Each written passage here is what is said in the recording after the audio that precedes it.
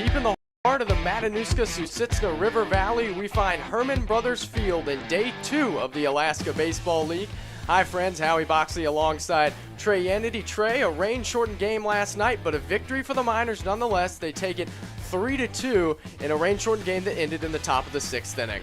Yeah, as you saw it here in the bottom of the 3rd, the Miners down 2-0 early in this game, a 2-run double. Tied it up there, they would score another run later in the inning to take their first lead of the season, and that's all they'd need. Daniel Frake came on, some excellent work on the mound. The Miners went on to roll 3-2 there as the rain did come in, ending this one in the 6th inning.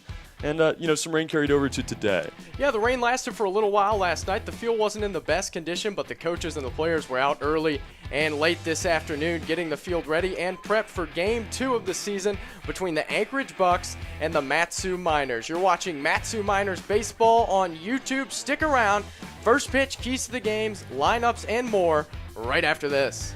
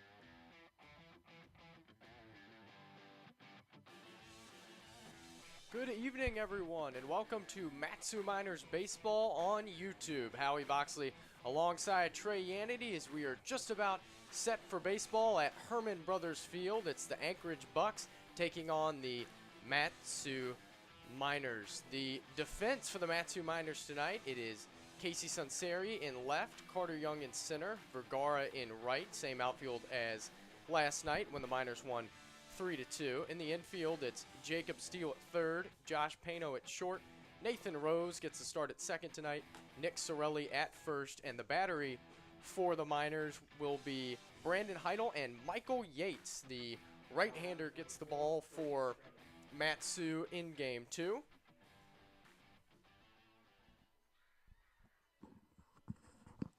Michael stands in at 6 feet tall, 180 pounds.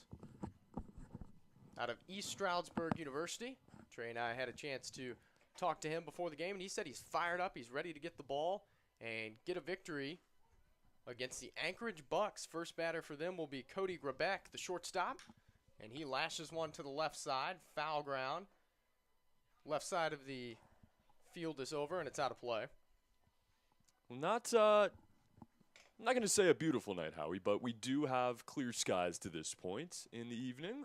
Yeah, certainly a little bit different this time today than it was yesterday as the righty sets and deals. Ball misses high, called a ball by Paul Craddock, tonight's home plate umpire. Yesterday it was about 75, bright sunshine at the start of the game, and come the heart of the game, the skies opened up, and the game was suspended. 1-1, misses up and away. Today we are sitting at about 55 degrees, a lot of drizzle in and out. It's very cloudy and just feels much more bitter. Might be like you expect in Alaska baseball as Yates delivers a fastball that misses inside. 3-1 the count now on Grebeck. And you know how they work tirelessly here at Herman Brothers Stadium, as you know, but today extra hard. They were hand mowing the infield here, dragging the dirt all day. 3-1 is hammered down the right field line, well foul. Grebeck got the barrel on that, but was a touch early, so it's a full count now for Michael Yates, 21-year-old. He'll turn 22 on the 19th of June. That's this month. As I said, from East Stroudsburg. 3-2 pitch from Michael. Last shot of play, Grebeck putting up a fight.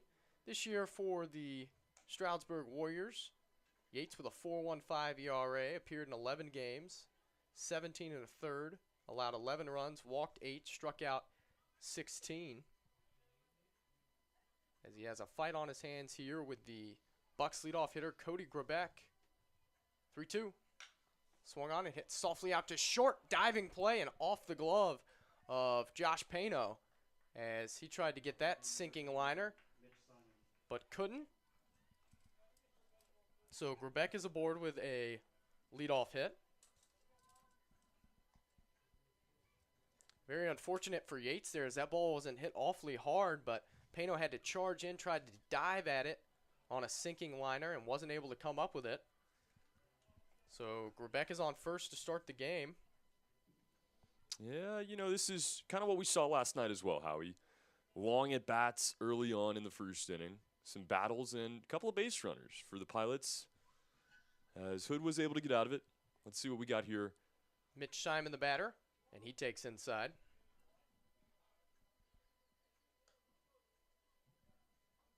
Mitch Simon acting as the Bucs' third baseman in this one. From Cal Baptist University. Hit .302 there this year. Good numbers for Mitch. 1-0. Off his knuckles, foul.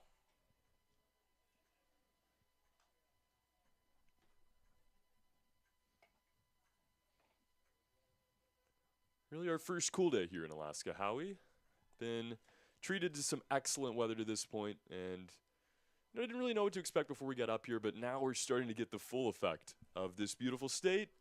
Some cooler temperatures today. Yeah.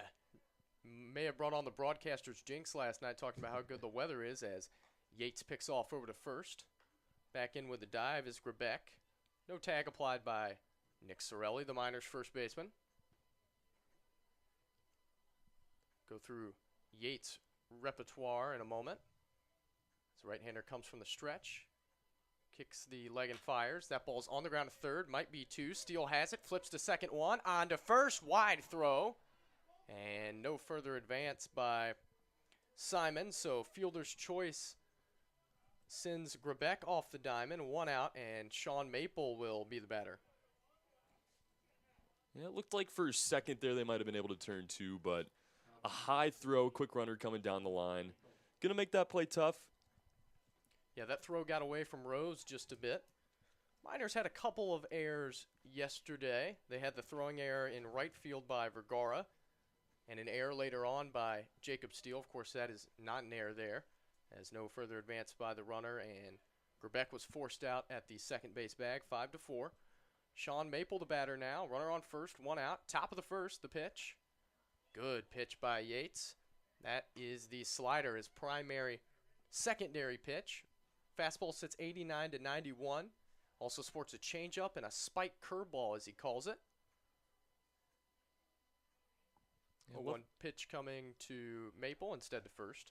Love the energy from Michael. He, from the jump, the second we got to meet him last week, just brought a lot of energy and is really confident on the mound. But the thing I love the most is the fact that he just wants to win. This outing isn't about how many strikeouts, how quick, how efficient. Just get a victory.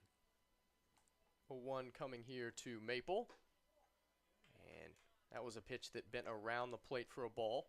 1 ball and 1 strike on Sean Maple. Yeah, that is certainly true, Trey. We talked to Michael a couple of times since he's been here, and those words came out of his mouth at least 2, maybe 3 times that, hey, man, he just wants to win. Whatever he can do to win, that's what he wants to do. 1-1. It swung on back to Yates. Couldn't get it. Right to the second base bag. Flipped to second for 1. On to first.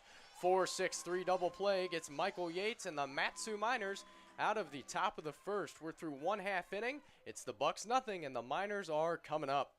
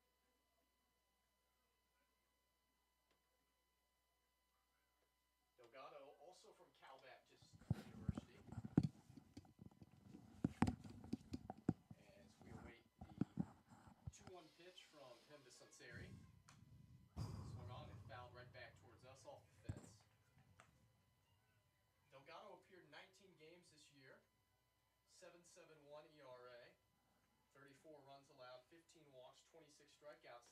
This is his second year with the Anchorage Bucs. 2-2 pitch. Breaking pitch that just missed. Good eye by Sinceri. Delgado wanted it, didn't get it. Delgado in 2021 with the Bucs with a 6.66 ERA. 2-2 is swung on and lined off the first baseman's glove, and Sinceri is going to beat it out. Safe, says Connor Lindsay. That was a line shot right off of Dylan Fesperman. And by the time he was able to corral it, Sinceri beat it out. His perfect start to the season continues. Let's take the chance now, Howie, to take a look at this starting lineup tonight. For the Miners, Casey Sinceri you just saw there with the line drive. Infield hit, Carter Young batting second. Alex Vergara in the 3-hole, Nick Sorelli. Batting cleanup, Nathan Rose switching over to second base. He's batting fifth. Steven Lancia at DH tonight. Josh Pano at shortstop. Brandon Heidel at catcher, and Jacob Steele will be at third base tonight. Thanks so much, Trey. As you mentioned, Carter Young in the 2-hole. Lefty stands in and awaits the first pitch, which is a called strike at the knees. Young didn't have too bad of a game one himself either in the shortened game. Got on base 3 times, scored a run, as him and Sunseri tore it up at the top. A combined 4 for 4, reached base 6 times, scored twice. Sunseri has a healthy lead over at first, stole a lot of bags this year. As the 1-0 is whacked right to third on a line, throw back to first is dropped by the first baseman, Dylan Fesperman. That ball was roped by Carter Young right to Mitch Simon, who almost doubled up Sunseri, but Fesperman couldn't handle the return throw. If you're Fesperman, you have to make that play. I mean, it's a line shot, right after another one hit right at you, and a perfect throw to the mid. You have to make that play.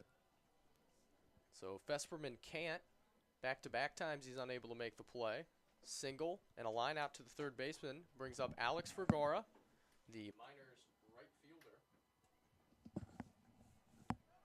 Delgado brings it, runner goes, pitch a ball, throw down to second, off target, and Casey Sunseri has the first stolen base of the year for the Matsu Miners. Told you Sunseri liked to run, as he did it 15 times at Wharton County JUCO.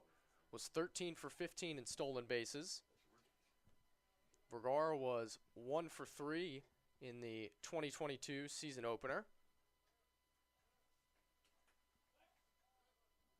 As Delgado looks back Sunseri.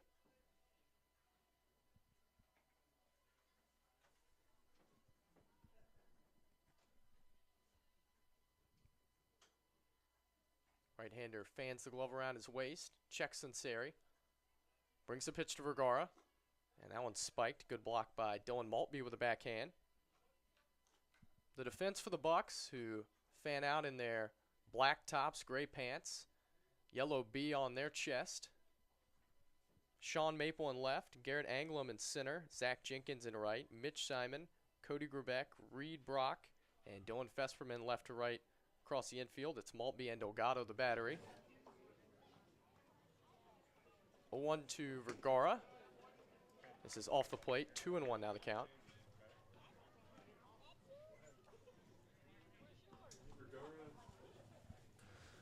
Vergara, the big hitter last night, he did drive in that 1-run double, but they did get that tying run home there shortly after.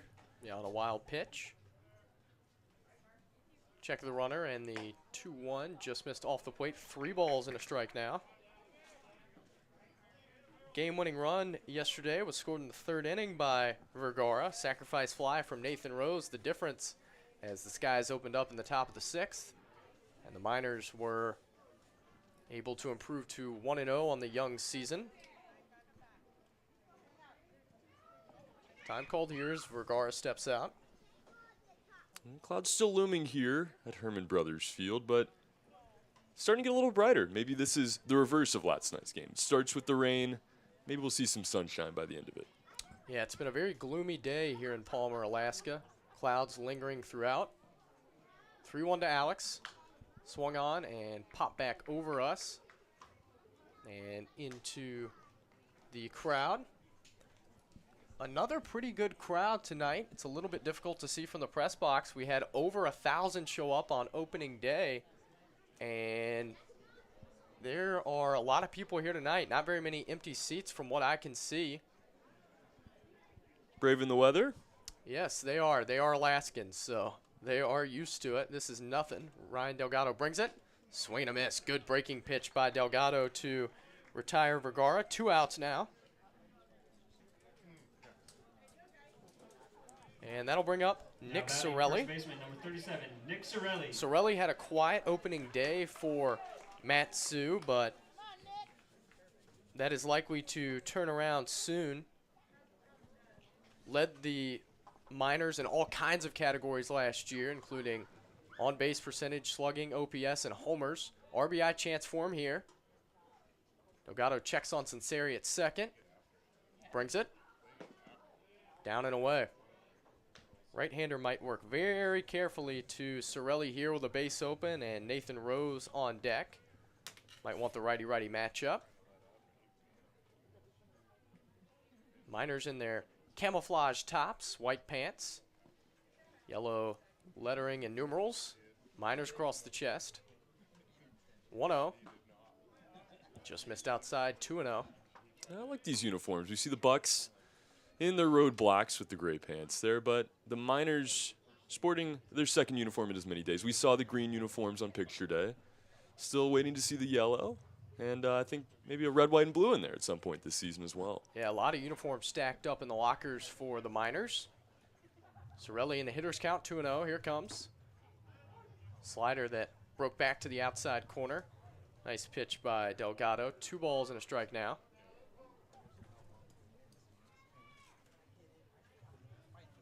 Same lineup for Tyler LeBrun. Why not? It worked yesterday. Just a couple of defensive swaps. Get Lancey off his feet. He's the DH as Heidel is doing the catching.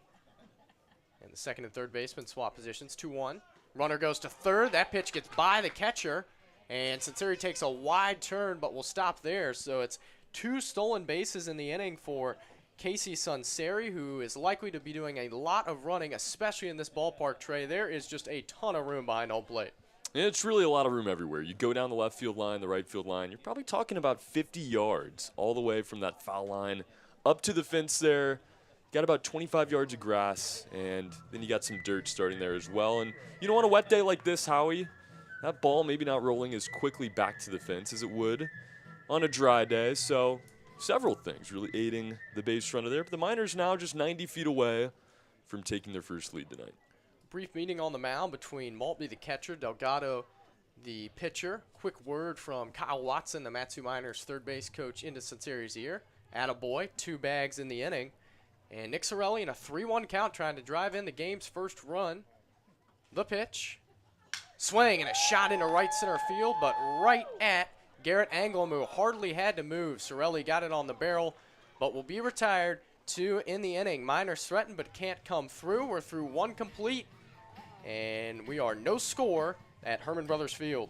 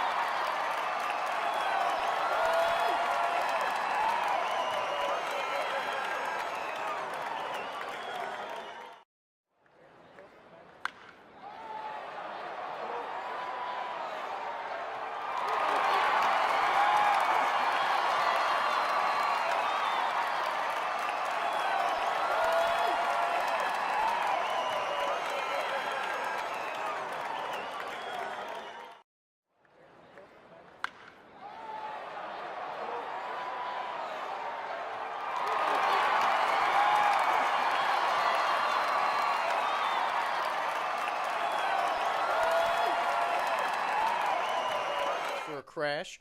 Don't put your schedule ahead of everybody else's safety. Stop speeding before it stops you. This message brought to you by the Alaska Highway Safety Office. Back here with Matsu Miners Baseball on YouTube. Howie Boxley alongside Trey Yanity. Top of the second inning. No score. Michael Yates back to work on Dylan Fesperman. Big first baseman stands in and takes a spike curveball for strike 1. Pretty nifty pitch by Michael Yates, who sounds like he will truly enjoy his summer, Trey. Bit of an outdoorsman as he brings the 0-1. Big swing and a miss by Fesperman. as Yates is way ahead. But yeah, likes to fish, likes to hike, likes to golf. He is pretty much in heaven up here in Alaska. That's the very first thing he said to us. Where can I find a river? Where can I go get out and fish? Michael Yates, and I think his newfound friendship with Daniel Frake. They're going to get out to the river here soon. 0-2 pitch is outside and off the glove of Heidel. Sorry, go ahead. It's just so accessible here in Alaska. We were able to find our first lake within, I think, 10 minutes of walking distance of our host family here. If you're an outdoorsman, even if you're not, because I wouldn't consider us necessarily outdoorsmen, there's just so much to do here. 1-2 is swung on and popped up into right field. Alex Vergara has a beat on that. Right fielder in and makes the one-handed grab for out number 1. Yeah, it is certainly a state full of water. Our host family almost scoffed at the idea of Michigan being the land of the lakes. And because this place has a lot of water. I mean, when we take the trip down to Kenai, some of the best salmon fishing in the world, as Alex Champagne digs in, the Bucs designated hitter. Yates sets at the belt and brings it. Chopped softly to first. Sorelli gloves that with his left hand, takes to the bag himself. 3 unassisted. 2 up, 2 down quickly here in the second inning. How about the efficiency tonight from Michael Yates? We saw a quick first inning, capped off by a double play. Now, really getting after it here in the top of the second. Yeah, an unfortunate leadoff hit given up by Yates off the bat of Grbeck. Wasn't hit all that hard, but placed well. A fielder's choice that could have been a double play, and then he did get a double play. So, good job by Yates so far. Anglem, the batter, the pitch. Right there, a strike. Garrett Anglem, the Bucs center fielder.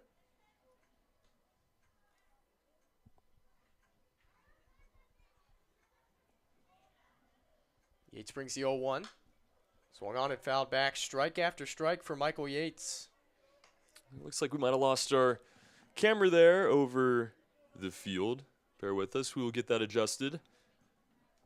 Get one of the interns on it here. 0-2 pitch. Set to come from Yates. And that one is off the plate outside. Not a terrible pitch by Yates in an 0-2 count. Anglem from La Vista, Nebraska. He attends the University of Nebraska, where he hit .303 this year. Scored 28 times, knocked in 28 runs. Yates way ahead of him, a ball and 2 strikes, trying to work a perfect second inning. 1-2, and he clipped him. So Yates is kicking himself for that one. Was way ahead of Anglem, but puts him aboard with a hit by pitch. Yeah, just kind of lost touch there. That's something I think we expected today with the rain, with the weather. Going to be hard to spin off those sliders exactly how you want them. You see the righty on righty there. Tough matchup, and, just kind of lost one. Yeah, and I tell you what, Yates didn't give a darn about the weather either. He said, this is what I want. I'm from Pennsylvania, and this is the weather we play in half the season. Give me the ball, rain or shine, cold or hot. He just wants to win. First pitch to Dylan Maltby is a called strike. Maltby the catcher for the Bucs. No score, top the second inning. As we thank you for joining Matsu Miners Baseball on YouTube. Again, this camera, if you're just joining us, has gone down here. On rainy days like this, A 1 pitch to Maltby, big swing and a miss, 0-2. run into some errors here. So we will take you through it via the audio until we can get that back going. Yeah, doing the best to paint the picture as Yates adjusts the bill of his cap, which is yellow. Checks the runner at first, which is Anglem. Sets at the belt and brings the 0-2. Swung on and hit hard down the right field line. Foul territory. Vergara over. There's a lot of it over there. He's near the bullpen, and it's out of play. Just ran out of room, which is hard to do here at Herman Brothers Field. There's a ton of it everywhere, as Trey and I have mentioned. Maltby adjusts the batting gloves. Taps the wooden bat on the plate. Swings it through a couple times. And the right-hander will throw it over his right shoulder and await the 0-2 pitch from Yates. Who brings it? Slider, strike 3 called. Runner went, doesn't matter. The inning is over. Michael Yates with a good second inning. Works around the 2-out hit by pitch. We're through 1.5 at Herman Brothers Field. It is the Miners nothing and the Bucs nothing.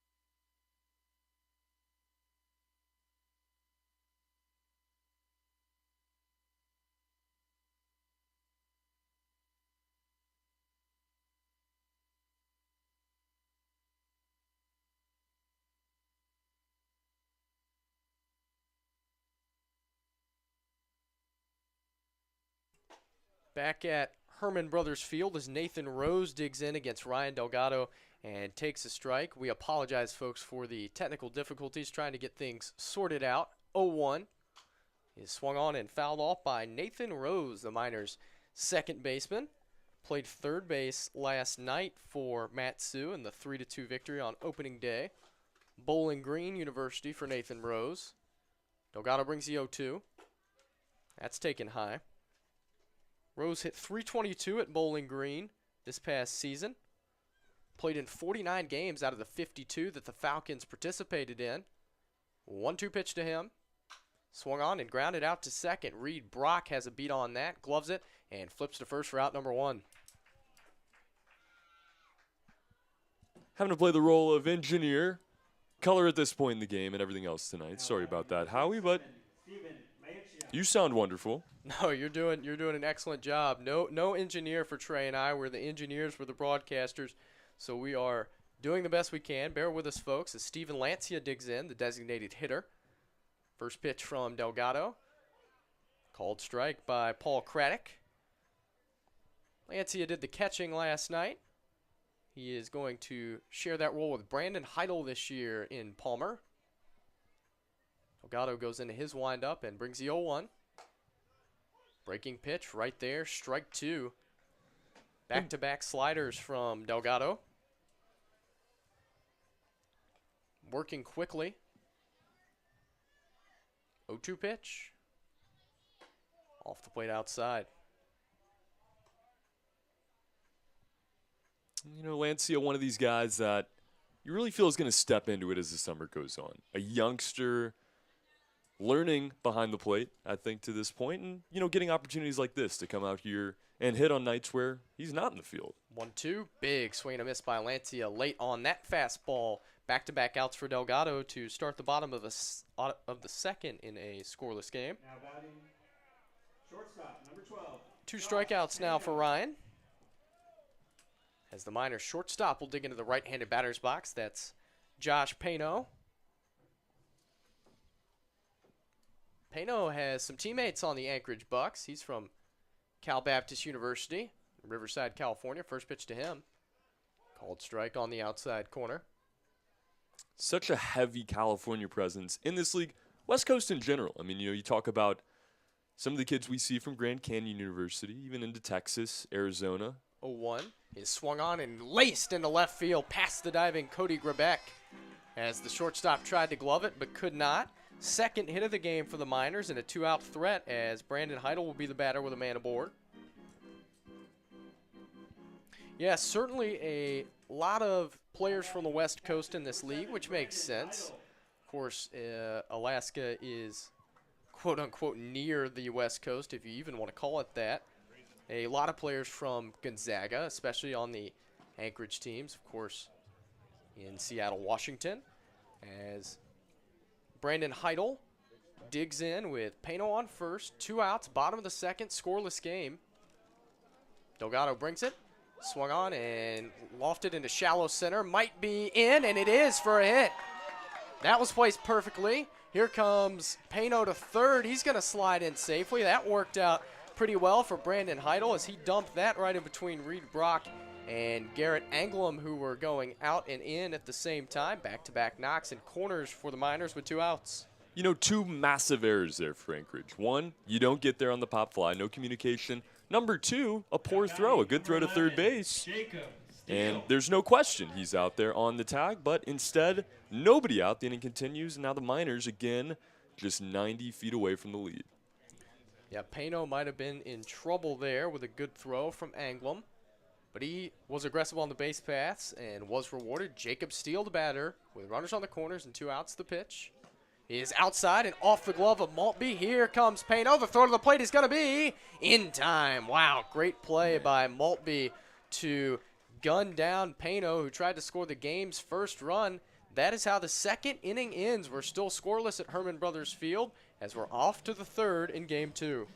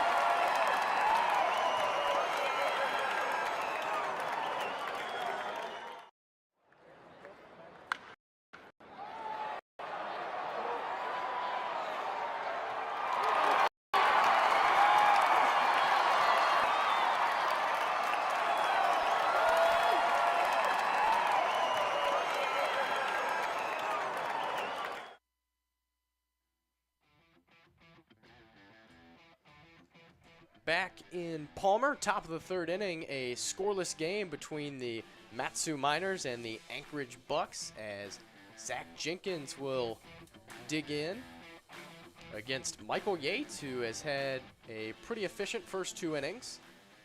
Yates brings it, and that misses off the plate inside to Zach Jenkins, listed at 6'2", 180, originally from Anchorage, and looks like he might be standing a little bit taller than that from here. 1-0 to Jenkins is off his knuckles back to the screen, even count.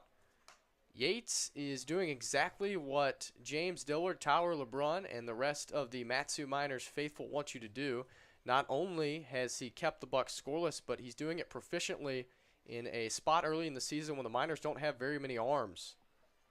1-1 is down and in.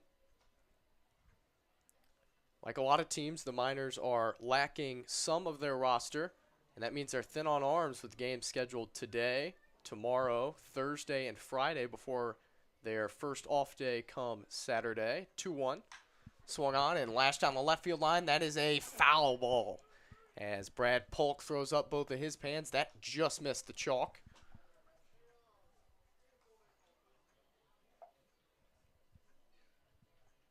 Jenkins missed extra bases by that much.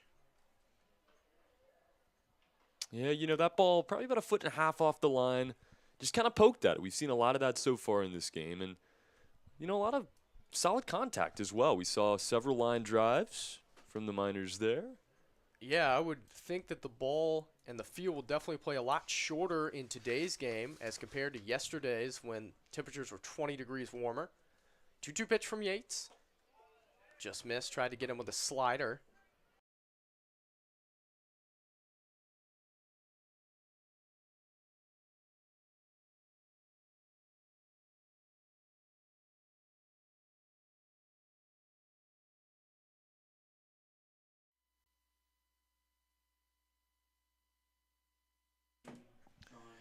Sorry, folks. We are back. We apologize. The stream went down there for a moment while we were away. The Anchorage Bucs took a 2-0 lead on the Matsu Miners. It started with a Reed Brock single down the left field line. Jacob Steele was over, tried to get it, and could not.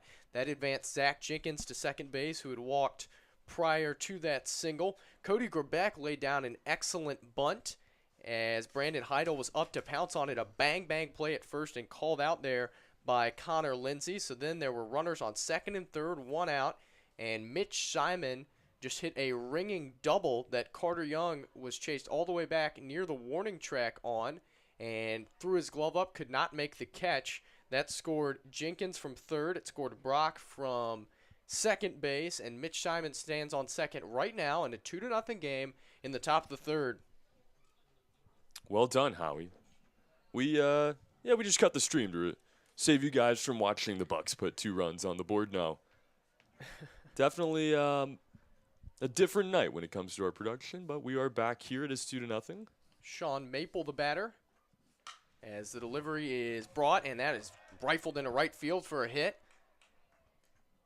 Simon is going to stop at third. He was being waved around by his third base coach, but elected not to go as Vergara gets to it and brings it back in. So all of a sudden, Michael Yates is being hit hard. That's a ball down the left field line, a ball stroked to center, and now one rifled through the 3-hole to the right of Nick Sorelli.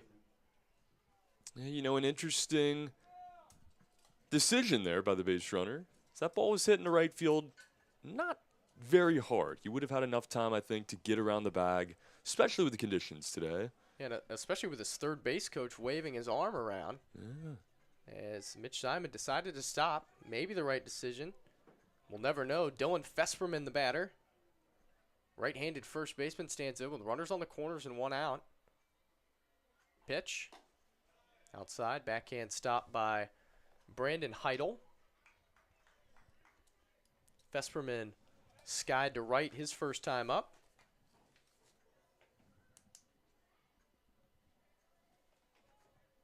Four hits now for the Bucs in this one. 1-0. Swung on, broke his bat. Going to need a new piece of wood after that swing that resulted in a ball out of play to the right side. Yeah, this league, like many summer collegiate leagues, using exclusively wood bats. We see during the regular college baseball season, metal bats, composite metal bats, but composite wood bats and regular ash wood bats are allowed here and only allowed here in Alaska. Yeah, that's our first broken bat of the 2022 Alaska Baseball League season, as the Miners are the only team that is playing on June 6th and June 7th, which is today. Of course, they played the Glacier Pilots yesterday, won 3-2, and trail against the Bucs here 2-0. New piece of wood for Fesperman, 1-1. is bounded foul to the dugout.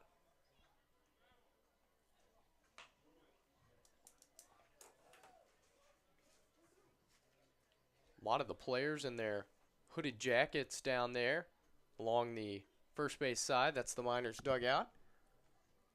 Most of the Bucs players just wearing their uniforms. Yates ahead of Fesperman, a ball and 2 strikes. Pitch. Swung on and hit hard to center field, but Carter Young will track to his left, make the catch. Runner tags from third. The throw to the plate is going to be cut off by Sorelli. Sacrifice fly for Dylan Fesperman. He brings home Mitch Simon, and it's 3-0 Anchorage. Yeah, that one looked like it might have had a chance to stay a little closer to the second base bag. A potential play at the plate, but good small ball there by Anchorage. Now 3-0. So 3 runs on 3 hits now. 2 RBIs for Simon in the inning. He scored one of the runs. Fesperman picks up an RBI. Jenkins and Brock with the other 2 for Anchorage. Champagne, the batter now. Runner on first, 2 outs. First pitch to him is a called strike.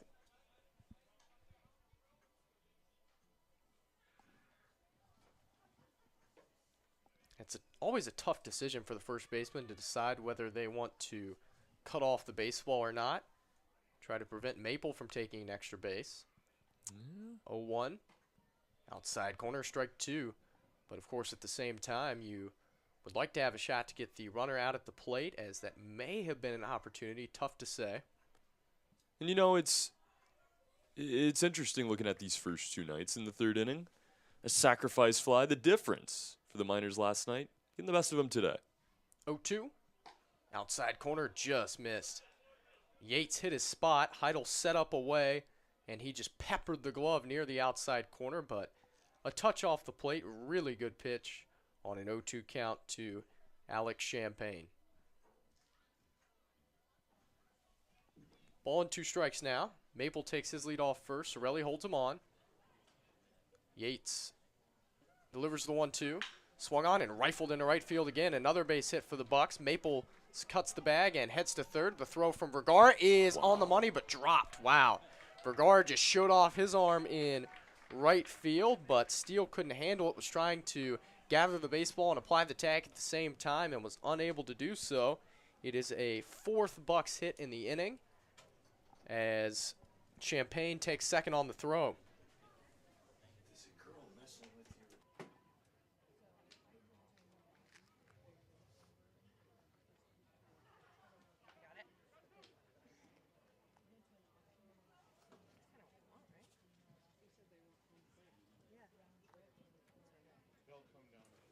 Runners on second and third now. 2 outs. Batter is Garrett Anglem. 3-0 Bucs. Top the third. Time call.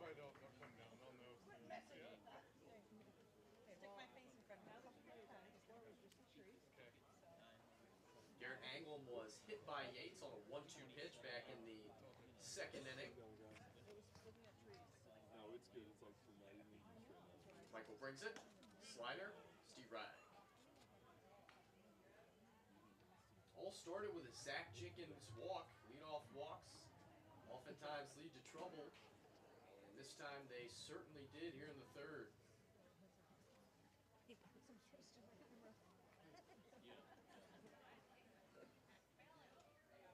0-1 to Anglem.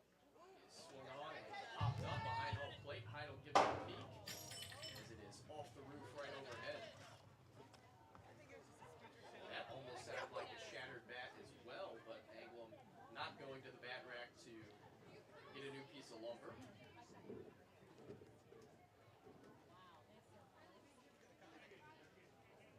0-2 count now on Garrett as Yates tries to labor through the third inning and hold the Bucs to 3 runs that they've already been awarded. 0-2 pitch. Played outside.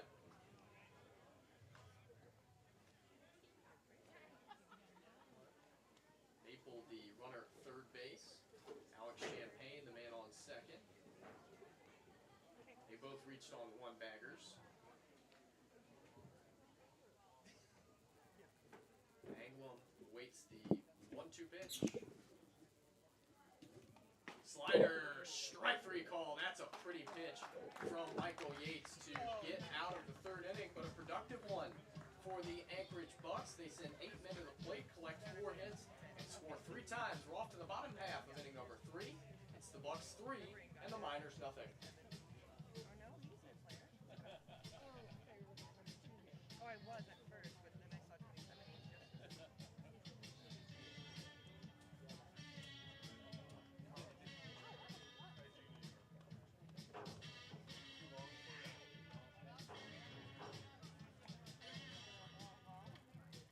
I'm not used to wearing a bill cap. Thank you again to tonight's sponsors, ConocoPhillips Alaska Night at the Ballpark. Don't forget, we have a program prize tonight of $50 from $50 gift certificate to Gorilla Fireworks. Save it for the winner.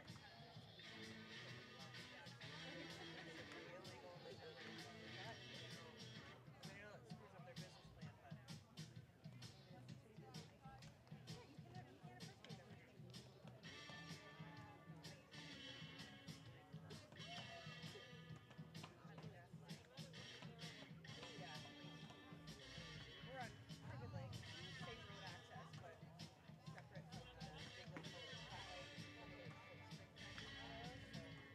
We have a nice spring, but it's still chaos.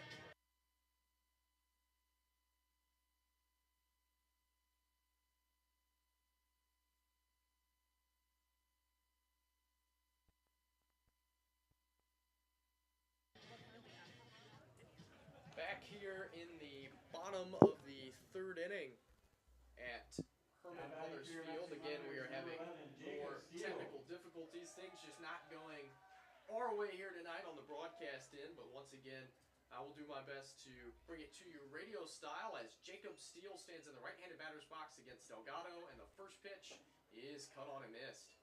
Good breaking ball from Delgado that time, who is just about ready to go through the Miners order for the second time after he faces Steele. 0-1. Swung on, hit hard on the ground to second. That's Reed Brock to his right. Bobbles, recovers, and throws off target. That's going to be an E4 to allow Jacob Steele to get on to start the inning. Reed Brock made a couple of mistakes right there.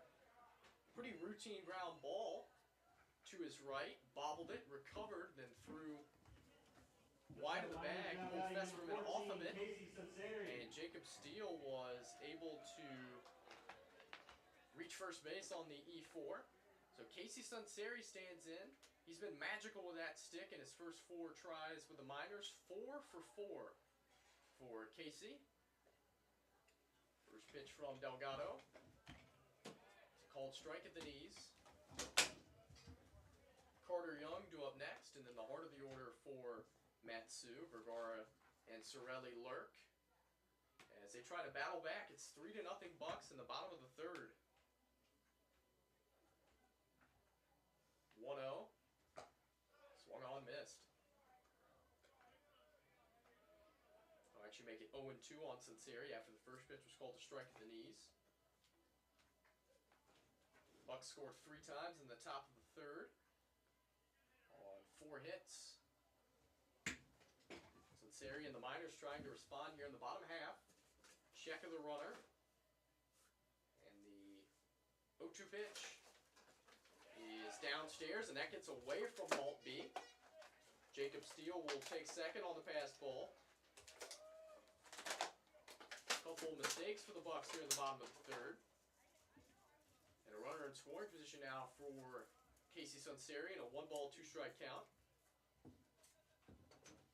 Right-handed batter waves the bat in a circle with his left hand out in front of his body. Now wields it with both over his right shoulder. Delgado checks the runner on second, kicks and fires. Swing and a miss.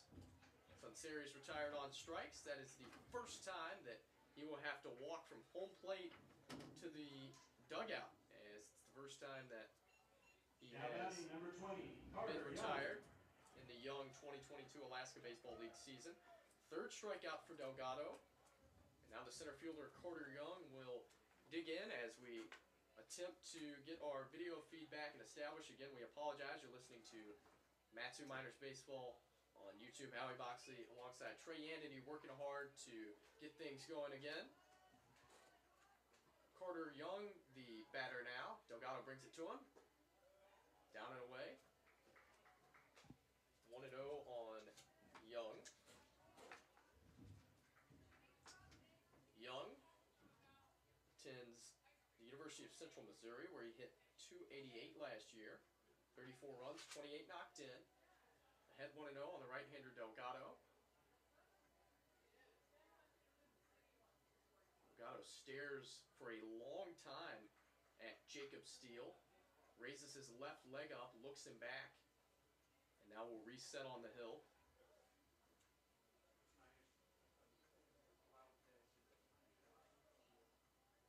Got the sign he wants now. Brings the 1-0.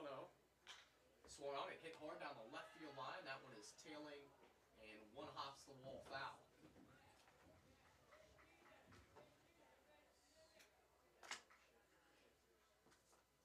Young lined out hard to third his first time up. Could have turned into a double play as the return from Mitch Simon to Fesperman tried to pick off Sunseri, but the throw was dropped. 1-1 pitch to Young. Swung on and hit softly into center field. Anglum drifts over to his left, makes the catch. Steele is going to tag and run halfway and then retreat to the bag. 2 down now.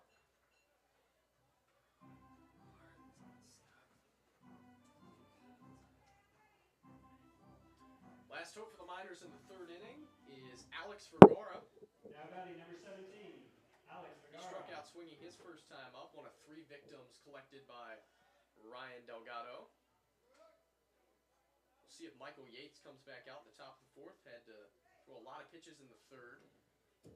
Of course, the pitchers aren't going to go too deep into games this early on, just trying to loosen them up and make sure that they don't have any arm injuries. Pitch to Vergara is off the plate outside. Michael Yates, no stranger to arm injuries. Tommy John surgery for the righty his senior year of high school. Worked hard to recover from that. Didn't touch a baseball for 6 months, he says. And didn't throw on the mound again until about 9. 0-1 to Vergara, swung on and missed.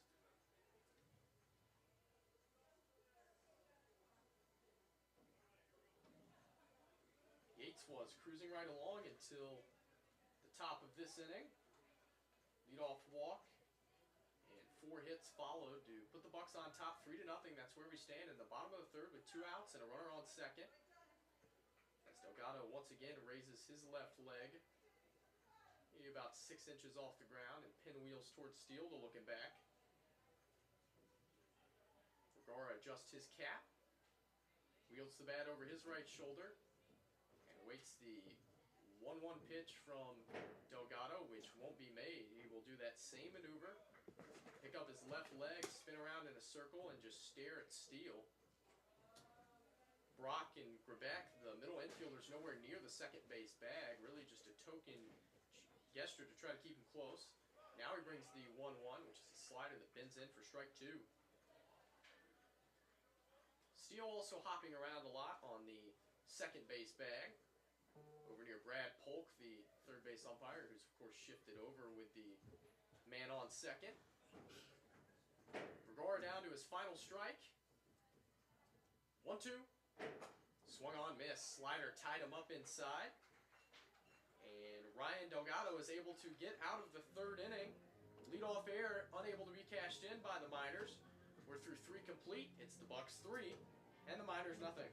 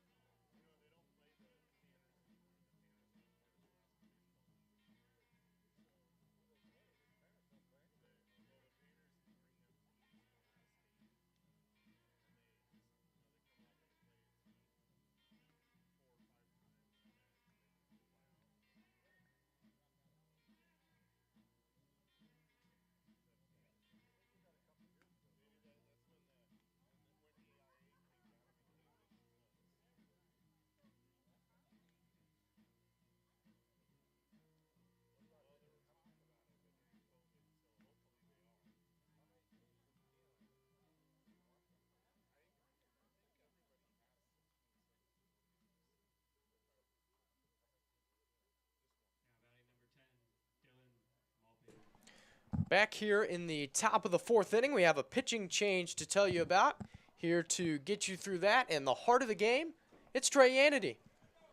We have flipped seats here, Howie, as we will be doing each and every broadcast. Got my 3 innings of color to start tonight. Now over to the play-by-play side of things. As we did have some video difficulties, I believe we have video now. Liam Hadakanaka into the game for the Miners. He replaces Michael Yates. Yates, 3 runs allowed on 6 hits, 1 error by the defense in 3 innings of work. Now the top of the 4th, your score 3-0. Anchorage Bucs over the Matsu Miners. This pitch is going to be skipped in the dirt. After a first pitch strike, that one a ball. Now 1-1 the count.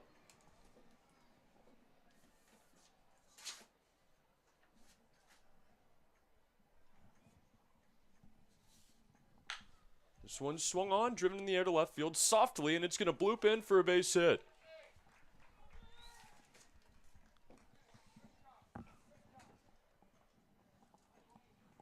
Dylan Maltby that time with the single into left field. He will stand on first. Nobody out. That'll bring up Zach Jenkins. Now, the lefty to follow it up. Hadakanaka in his first appearance this season with the Miners. Tough break on that one. That was a tough break for Hadakanaka out of the University of Portland. 6'5", 230-pound lefty who takes over for Yates.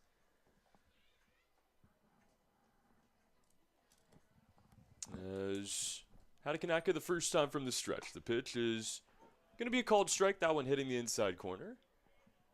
Like you said, Howie, another excellent crowd at this game. ConocoPhillips celebrating Special Olympians night. Heard several members of the group competing for Team USA at the moment, but still an excellent turnout tonight. Now the 0-1 to Jenkins. That one's going to miss. 1-1 the count. Certainly a different look for the Bucs than Michael Yates, who stood in, of course, with a different arm, a right arm, and kind of leaned in and made himself smaller than he looks. Hadakanaka with a bit of a different style, almost stands as tall as he can and makes himself look bigger on the mound. That's what they say you're supposed to do when you run into a black bear around this area. That's exactly right, and there are not as many brown bears around here as one might think. Don't get me wrong, there's a ton in Alaska, but not in Palmer. Mostly a black bear problem. That one called strike 1 and 2 now the count. The brown bear, of course, the infamous grizzly bear.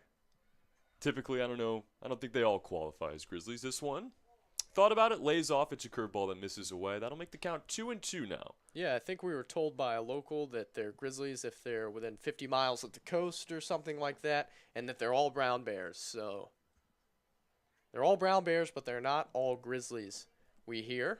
Square is a rectangle. Not all rectangles are squares. You know the old adage. As that one misses low, it'll run the count full now 3-2. On Jenkins, he had a hit in the 3rd inning to lead it off. Came around to score as well.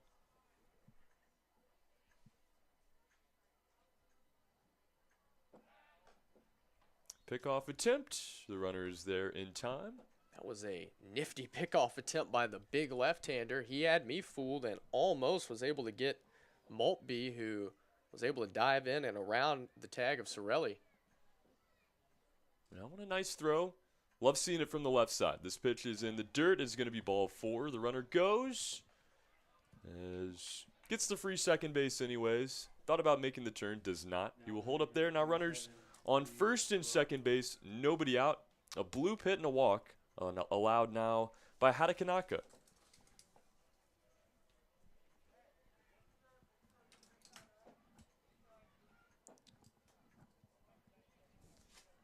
Hadakanaka majoring in marketing at the University of Portland and sported a 5.40 ERA in 4 appearances this year.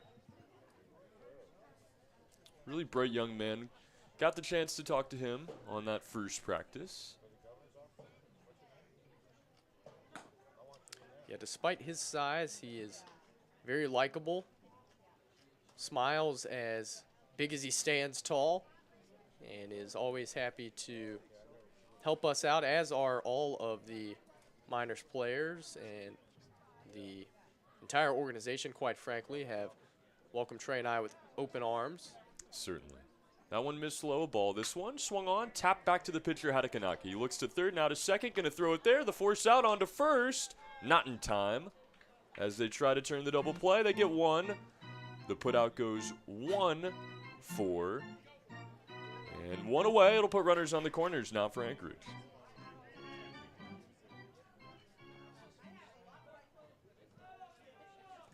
That ball really just kind of tapped back there to Mr. Hatakanaka. Thought about the throw to third. Ended up going to second. Ambitious, trying to take two, but Yeah, a little bit indecisive, and like you said, that was a close play at the second base bag, but it worked out. They got the middle runner and almost got Brock to turn two. now back to the top of the lineup. Cody Graybeck steps in for his third at bat of the night. First pitch, curveball, is going to miss inside. 1-0. Yeah, like you said, Howie, this team, this organization, the families, this community has welcomed us truly with open arms. And, you know, the players always you expect it to be great, especially if they're getting the opportunity to come here. But they really have been willing. We've been putting together different kinds of videos. Is that pickoff attempt? Not in time. The runner is back. Whenever we need to throw a mic on somebody, get an interview, put a camera on them, they love it. And they excel at it, too. 1-0 the count. The pitch is swung on, softly poked, past the second baseman into center field. A bloop base hit. This is going to score another run. As Dylan Maltby comes across to make it 4-0 Bucks. A bloop base hit into center field by Cody Graybeck. He picks up the RBI. Runners on first and second now. Still nobody out in the inning. And your score extended 4-0.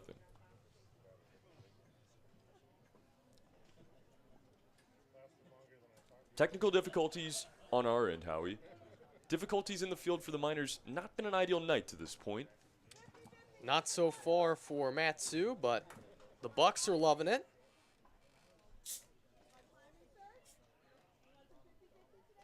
As it'll be the third baseman, Mitch Simon, swinging and missing at that curveball from Hatakanaka. 0-1 quickly on the third baseman. Mitch Simon with 2 monster years at California Baptist University, hit over 300 in both. Over 200 at-bats this year, scored 50 times, knocked in 47. An incredible year for the Bucs third baseman. Hatakanaka's delivery. This one going to miss just a bit outside. Howie, I know you had a chance to catch up with our officiating crew here today. The 3-man umpires. I don't believe it was the same crew as last night. No, I don't think so. There are not very many umpires in the Alaska Baseball League, as one might imagine, but I think they have a rotation of about 6. From the stretch, here's Hatakanaka. This one swung on and skied in the air to left field. It's going to stay in the infield, it looks like. The shortstop, Josh Pano. Now having to run in on it. Catches it at the lip of the grass. That'll be out number 1. Excuse me, out number 2 now. Inching closer to getting out of this thing. Yeah, infield fly rule signaled there correctly by one of the umpires, Brad Polk. Of course, Pano could have dropped that ball and gotten a pretty easy double play. That's why that rule is in place. If there are 2 or more runners on and less than 2 outs, you can't just do that. So Simon officially retired via the infield fly. And now Sean Maple going to try to keep the inning going here for the Bucs. They've already got a run in the inning. They lead it 4-0. Hatakanaka for the Miners trying to get him out of it. Fastball up high and a swing and a miss to start off Maple. Paul Craddock, the home plate umpire, is from our neck of the woods, Trey. Sylacauga, Alabama, unfortunately does not have very good taste in football, sports, or universities, but we will leave that aside. Not gonna As this one swing and a miss there. That is strike number 2. Not going to call out which university you're talking about here, Howie. But let's just say we both go to the University of Alabama, if that gives you any hints. We're talking about Alabama State. No. No, Paul Craddock was very kind before the game and has done an excellent job behind home plate thus far.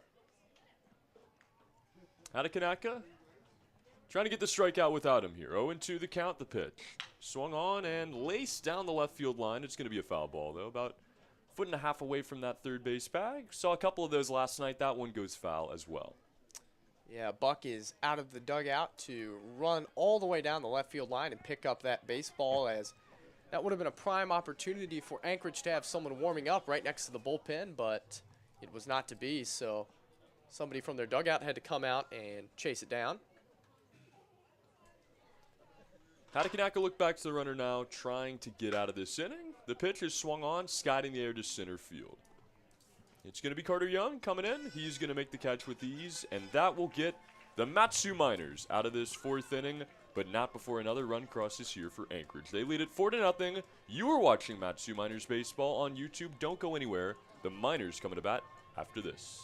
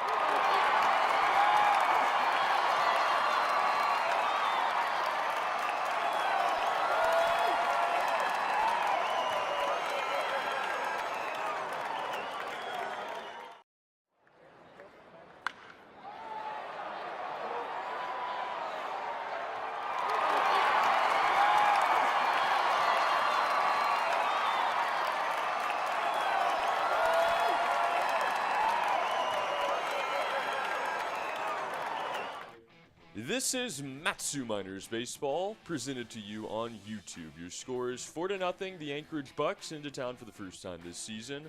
They lead the Miners as this one is swung on and driven high and deep in the air to right center field. Hit well by Sorelli. It is back, and it is off the base of the wall. Sorelli is going to stand into second base with a leadoff double, wasting no time there on the first pitch of the inning, trying to get the Miners back into this thing. Yeah, Trey, that was probably the most well-struck ball that we have seen in our first 2 games, calling for Mat-Su just off the base of the wall in right center as Nick Sorelli wakes up from hibernation here in 2022. He was excellent for Mat-Su in 2021. He certainly was. Had an excellent season at St. John's in New York as well this past year. He stands on second. Nathan Rose coming up to bat now, trying to get him home. Nobody out. First pitch is going to be called strike number 1. A fastball right over the middle there. We know what is capable with Nick Sorelli. Didn't quite see it last night. Drew a walk. Got on base, but we have certainly seen it so far tonight. How about Ryan Delgado for the Bucs, pitching into the 4th inning in a young season? Delgado's 0-1 is going to be fouled off. It'll go to 0-2. Really been efficient as well, Howie. We've seen several hard hit balls, but he's managed it well. Kept the Miners off the board. Yeah, no stranger to the Alaska Baseball League. Pitched for the Bucs back in 2021. Got in 7 games. Originally from Santa Maria, California. The 0-2. Swung on, got a piece of it. He pops it up right side. It's going to be in foul territory. Will it stay in? It will. Although the right fielder, Zach Jenkins, not in time, and it'll remain 0-2.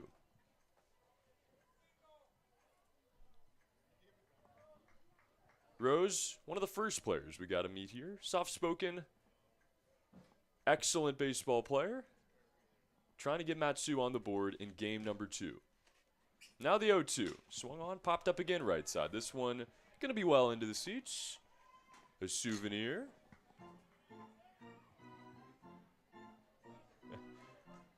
How we run typically with a 2-camera setup here. Only one going tonight. Barely even that, but I wish for moments like this we had more cameras. That ball rolled right up to a young lad who handed it over to maybe his sister, maybe a friend, I don't know who it was, but a young lady. She looked very happy. This one rolled to the left side. Sharp throw across the infield in time.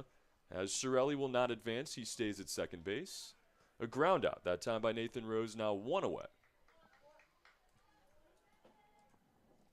Now batting number 27. Yeah, the drizzly, cool conditions certainly did not keep the Palmer faithful away, as the Miners have truly built an organization that is strong in any condition. Crowd's going to show up, rain or shine. They certainly will. There's the pitch. First one to Steven Lancia. Swung on, popped up right side. It's drifting in foul territory. The first baseman is over and will make the catch for out number 2, as Delgado struggling with the very first pitch of the inning. Left it over the plate for Sorelli. He drove it to right center field. Now stands on second base, but has recovered well here. As you see him with the ground out, now the pop out. 2 away. A runner remains on second base as we get the chance to see Josh Pano step in for his second at-bat tonight. Yeah, facing his teammate in Delgado.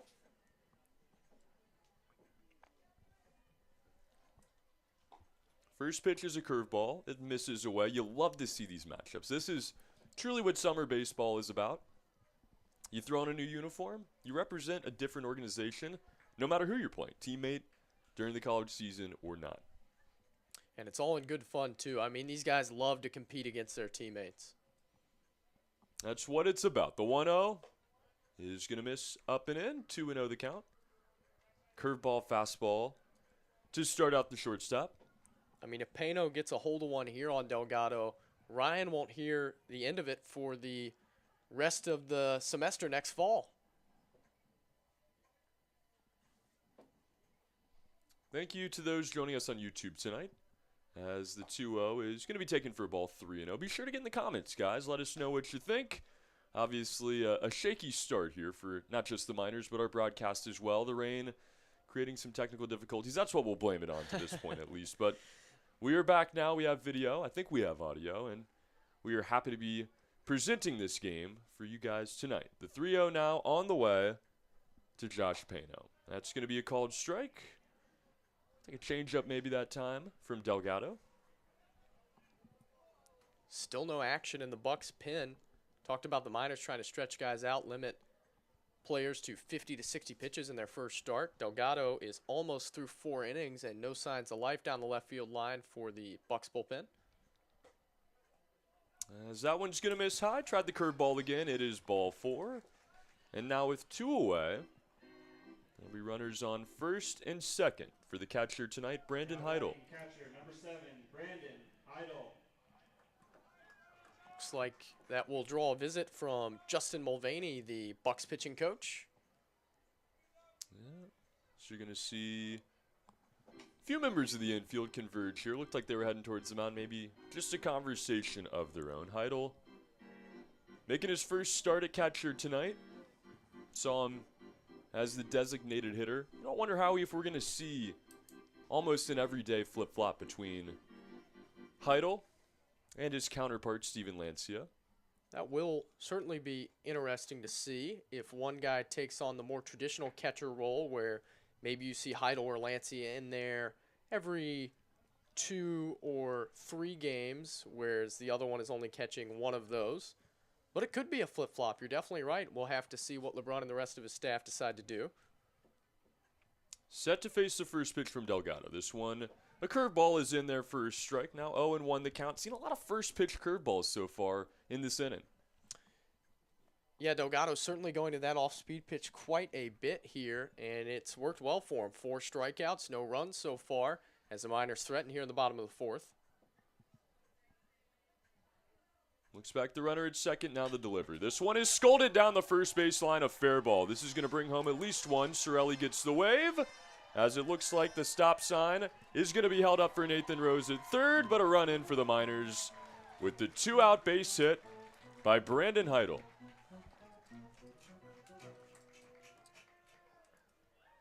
Looked like a bit of a shift there with the runners on base. You saw the first baseman about 6-7 feet off the bag, allowing that ball to easily glide past the first base bag into right field.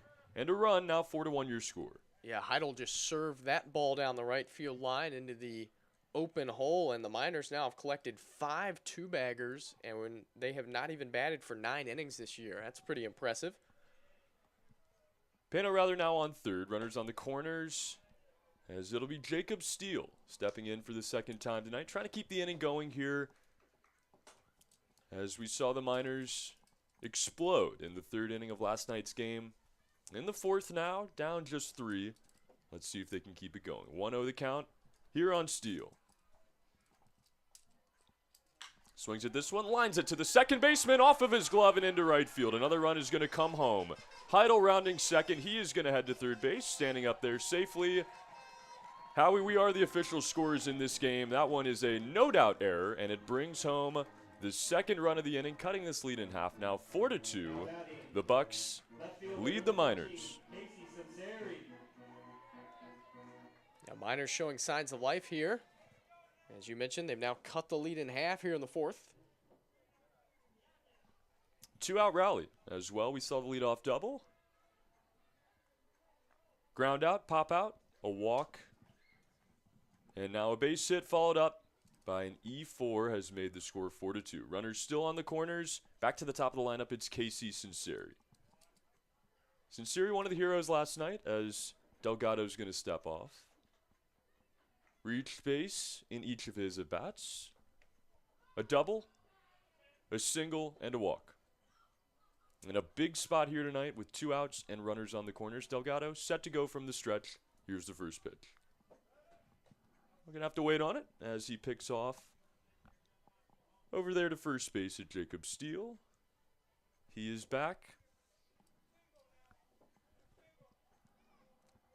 Like you said, Howie, not sure yet what we're going to see as far as catcher goes as we get into the season, but I would love to see consistency here at the top of the lineup. You see your left, center, and right fielders all bat in succession as Steele is going to take second base standing. Yeah, huge jump for Jacob there and swipes the bag easily. That's 3 stolen bases now in the game. The guy batting right now had 2 of them in the first inning. Dylan Maltby behind the plate, you have to wonder how these limited rosters affect the game. Dylan Maltby listed as the third catcher on that roster, as that one's going to be a called strike now, 1-1 the count. You wonder if everybody was here right now, what the score would be. 1-1 count, there's 2 outs and runners on second and third base. The Miners 2 runs in here in the bottom of the fourth, trying to tack on. The pitch, swing and a miss. That is going to make it 1-2. Prime opportunity for Sinceri to tie the game here. 2 ducks on the pond, both in scoring position with his team down by 2.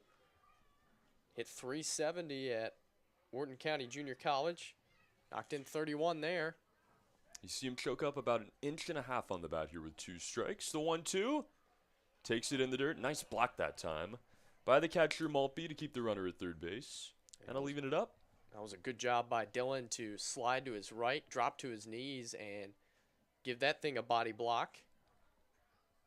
As he is in the more traditional 2-footed crouch. You see a lot of 1-footed crouches now at the major league level. Delgado from the stretch. The 2-2 pokes at it, chops it foul to stay alive. You know how we talked about this earlier in our excursion up here to the fine state of Alaska. What is it going to look like if we do have robotic umpires in baseball at some point? How is that going to change the catching position? Are we going to see more guys throwing out at second base, catchers not having to frame the baseball? Are we going to see more of that 1-footed stance? Yeah, I think so. If you go to robotic umpires, first the pitch. 2-2, swung on and missed. That is strike number 3. Delgado allows 2 runs, gets out of it with the strikeout, stranding runners at second and third base. The Miners, though, cut the lead in half. 4-2 your score. we head to the 5th inning. This is Matsu Miners Baseball, presented to you by YouTube.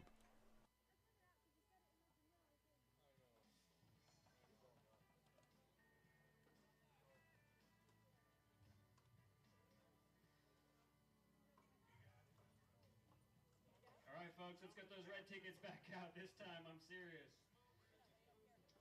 These are the winning raffle tickets. We got 2 winners.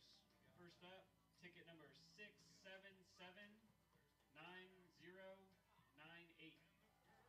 That's 6779098. All right, now here's the second winning ticket, number 9961616. 9961616.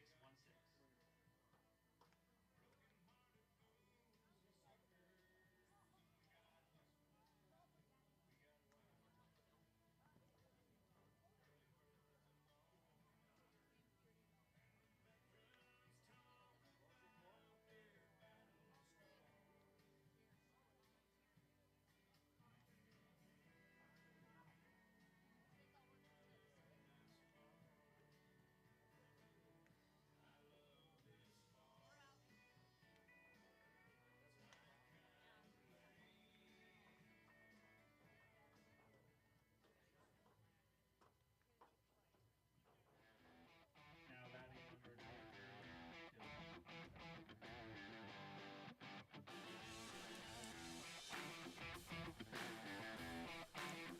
We are set for the 5th inning now at Herman Brothers Field. This is Matsu Miners Baseball. On YouTube, Trey Yanity and Howie Boxley bringing you the game tonight. It is a 4-2 game as the first pitch is on the way from Liam Hatakanaka. He will face Dylan Fesperman to start the inning here. Gets the strike to go, 0-1 the count. The pitch, that one's going to be called strike 2. Caught that outside corner. Hatakanaka spent time in the West Coast League last year. That's another summer collegiate league, and a lot of the players in the Alaska Baseball League have made stops there.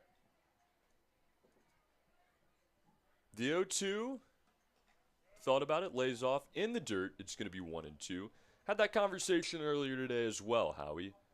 Where do we rank the leagues at this point? Obviously, the Cape still favored as the top summer collegiate league. Northwoods maybe 2, but Alaska knocking on the door there as well. Yeah, I think there's no question that the Cape Cod League is certainly at the top. First, the 1-2 pitch to Fesperman. From the stretch, Hatakanaka. This one swung on and missed. It is a strikeout. His first out recorded of the 5th inning. After struggling there in the 4th, got out of a jam though, just allowing a run. Starting out the top of the 5th inning now in the right fashion with the strikeout. He'll now face the lefty, Alex Champagne. But no, as far as the leagues go, what people don't often realize is that the Alaska Baseball League was at the top for a very long time before the Cape surged in the 90s and the early 2000s, and it's certainly still a top 5 summer league. His curveball is in there, called strike to Champagne. Of course, you have the Northwoods League, the Coastal Plain League, which you and I are both familiar with, the New England Collegiate Baseball League, and a ton of blossoming leagues. It's just a really fun time for summer baseball. This one swung on, it's popped up. It's going to be in foul territory behind the plate. Heidel, long run to the fence. It is going to be about a foot past it into the seats. A souvenir and an 0-2 count now. The chase is on out there, Trey. Looked like Heidel stayed by the fence for a second to kind of regulate it there. Wanted to make sure everybody was safe. There will be more. Everybody certainly needs to play nice out there. Let the kids have the balls. I mean, come on, guys. Especially in Palmer with the Matsu Miners. Can't stand that old guy who just won't give up the baseball to one of the younger kids that, you know, that's the day of their life, getting a baseball at a baseball game. The 0-2. About a quarter swing there, but he lays off. That one in the dirt again. 1-2 the count. It's really a memory that you never forget. I think we all have those memories from our early childhood days of going to Major League Baseball, minor league baseball, even summer collegiate baseball in this case. There's nothing like catching a foul ball or having one gifted to you as well. The 1-2. Swung on, popped it up, going to drift into right center field. The shortstop Pano back. He's going to give way to the left fielder Casey Sinceri, who makes the catch for out number 2. Yes, certainly that is another big thing with the summer collegiate leagues is how much of a community they build. I mean, you see every night at all of these parks, the kids line the seats. They want the autographs. They want to talk to the players. I mean, these guys are their idols. And it truly is a family experience in these collegiate leagues. As Anglem is the batter, and he skies one into right center field. Long run for Young and Vergara, and Vergara streaks over and makes the catch to retire the side. That is going to do it for the top of the 5th. Hadakanaka, excellent bounce back inning here as he sends them 3 up and 3 down. We head to the bottom of the 5th. Your score still Anchorage 4 and the Matsu Miners 2. This is Miners Baseball on YouTube.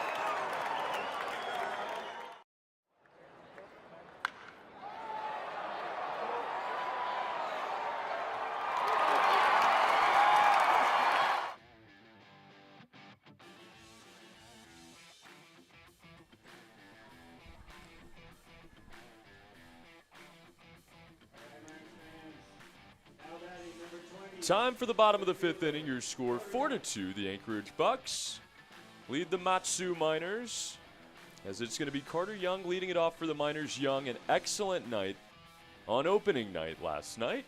Howie, I think he is our player that is taking gold home this week.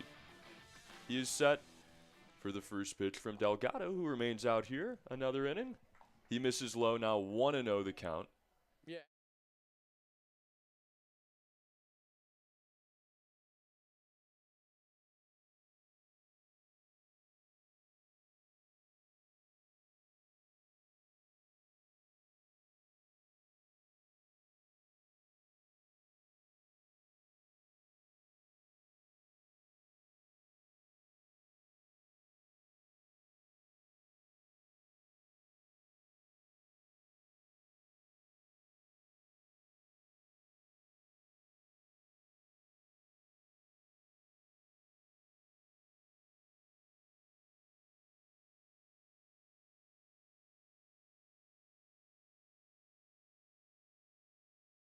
Mining Supply. That one misses away, 3-1 the count. Gotta thank our fine folks at the Mining and Diving Supply. As this one swung on and roped into center field, it's going to get down for a base hit. A leadoff knock for Carter Young will hopefully extend this rally now into the 5th inning. Yeah, right on cue. Young strikes gold with a line shot into left center field and tries to get a rally going with the heart of the order coming up. Vergara and Sorelli, who is suddenly dangerous, lurking. Vergara was my player of the night when we wrapped up last evening. He had the clutch double down the line.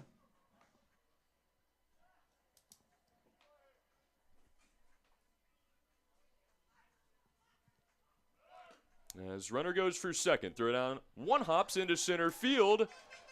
But as you'll see, Carter Young, the base runner, trips over the bag at second base. Might have had a chance at third there. Yeah, that ball was backed up pretty nicely by the center fielder Anglem, as Young just swiped the fourth bag in the game for the Miners. They only had 35 swipes all of last year. They already have 4 in one game here against the Bucs. They're running wild on Ryan Delgado, who works into the 5th inning. As we want to thank everybody out there watching, listening this evening, as the Heidel family watching from Southern California, thank you for the pronunciation. Guys, if we are saying a name wrong, if you hear your son, your friend, whoever that may be, not coming in the correct way, let us know, as Miss Heidel did there in the YouTube comments. We appreciate you watching tonight and getting us that correction. 2-0 now the count on Alex Vergara. Runner on second base, nobody out here in the bottom of the 5th.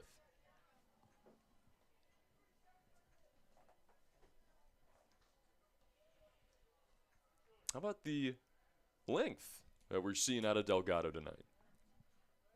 Yeah, certainly impressive. Looks back the runner, the 2-0 fouled off the catcher's mask. It'll be 2-1. Yeah, that looked like that got a piece of Maltby along with Craddock. Little 2-for-1 action.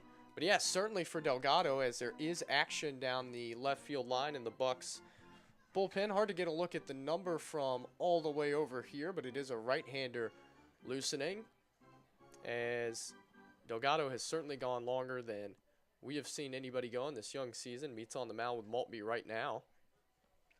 Maybe buying some time here for that bullpen. Yeah, Vergara over to chat with Miners third base coach Kyle Watson.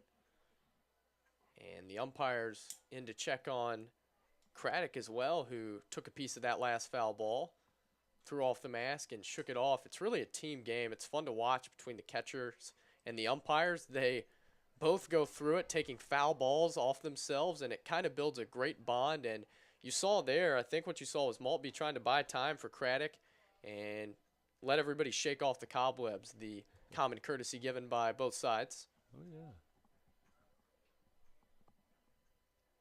The symphony of baseball. Seeing it on display tonight. The 2-1 pitch now. Swung on, popped out of play. It's going to be 2-2. Yeah, that one was close to us. Unfortunately, we won't have any foul ball opportunities this year, Trey, with the way our setup is. A chain link fence runs right in front of the press box along the roofing in front, and then a netting overhead, so there's just absolutely no way that a foul ball can come in, which is probably for the better. Oh, I know you brought your glove up here, Howie. 2-1, 2-2 rather, in the dirt. It's going to be 3-2. A back pick to second base. A nice throw, but the runner Young is back. I knew I was going to forget several things in our journey here to the Great North, but a baseball glove was one of them. Hey, but you certainly didn't forget your golf clubs. No. You've shown that.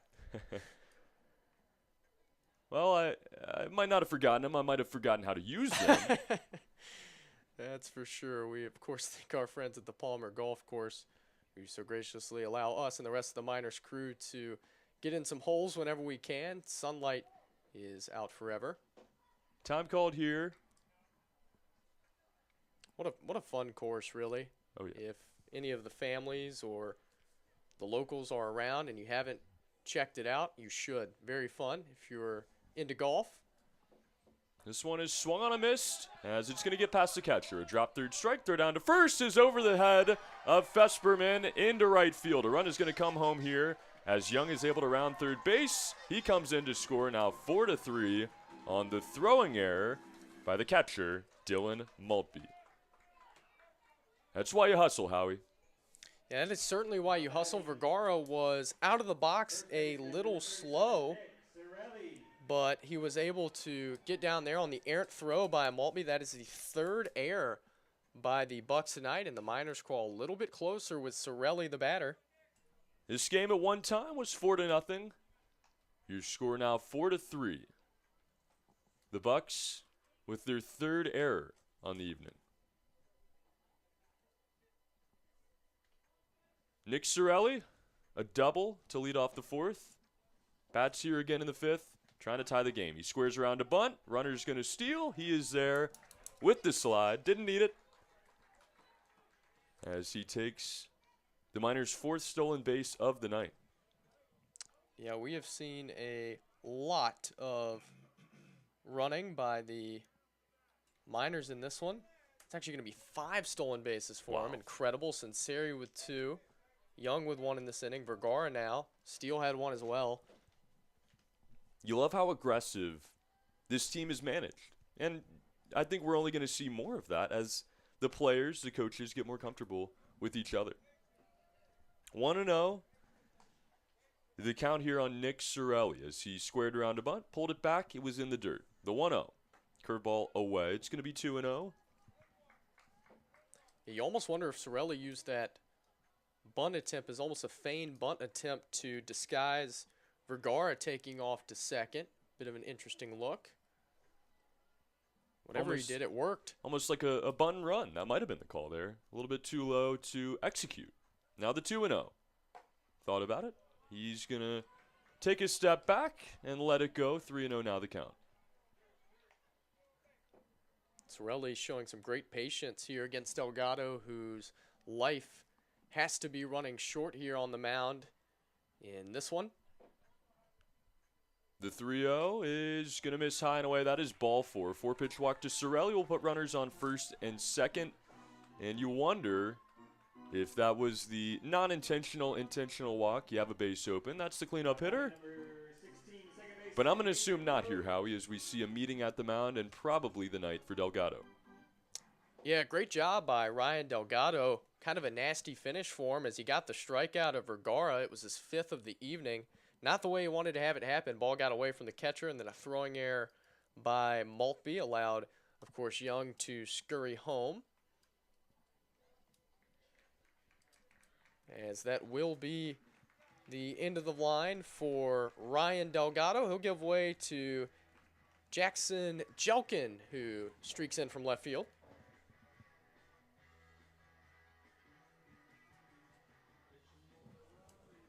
Jelkin, 6'5", 180 pounds, out of the University of Nebraska. Originally from Bellevue, Nebraska.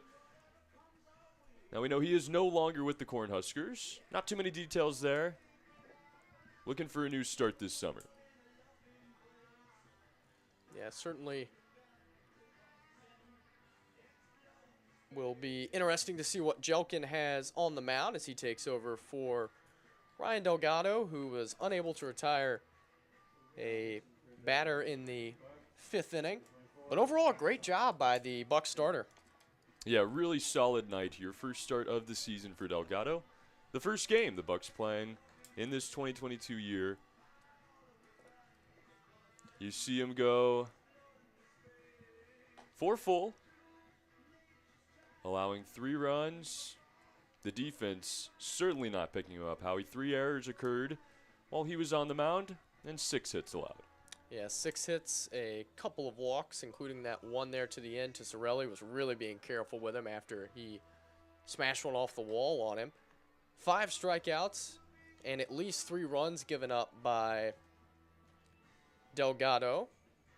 We will see how many more might occur. Of course, Vergara and Sorelli will be his responsibility. Currently, only one of the runs is earned. There's the potential for Carter Young's run, which was scored earlier in this inning, to be earned or unearned, pending the rest of the inning. A little bit of a scoring quirk there, of course, where you have to go back through, take out all the errors, and then see what would have happened. So Young's run still to be determined whether it was earned or not. This game now 2 hours and 44 minutes, 1 hour and 44 minutes deep. If you were joining us on the East Coast, your clock is probably getting close to that number 1. We thank you for being here with us, wherever you join us, as we take you through The bottom of the 5th inning, now runners on first and second. Still nobody out. It's going to bring up Nathan Rose for his 3rd at bat of the evening. Grounded out. Back in the 4th. His team down just a run. Jelkin, the righty, his first pitch is bunted. Third baseman, Simon with it. Bare hands throws to first. In time for out number 1, a sacrifice bunt there by Nathan Rose. Executes it beautifully and gets those runners up 90 feet, now 2nd and 3rd, 1 away. That's, in my opinion, Howie, the most important thing you can do fundamentally as a baseball team. If you have runners on first and second and there is nobody out, you have to bunt the baseball. Yeah, well, a lot of teams certainly do not think that way anymore, but Nathan Rose showed you how effective it can be if you can lay it down. Steven Lancia now with runners on 2nd and 3rd, a chance to tie the game with a sac fly. Base hit might give the Miners their first lead of the night. Takes a strike now, 0-1. Jelkin from the stretch looks back the runner, now the pitch. This one is swung on, fouled into the net, got it off the hands there. It'll be 0-2. Jelkin in his time at the University of Nebraska, 2.31 ERA over 11 2/3 innings, and a 1-1 record for Jackson. Trying to get a fresh start here in Anchorage with the Bucs.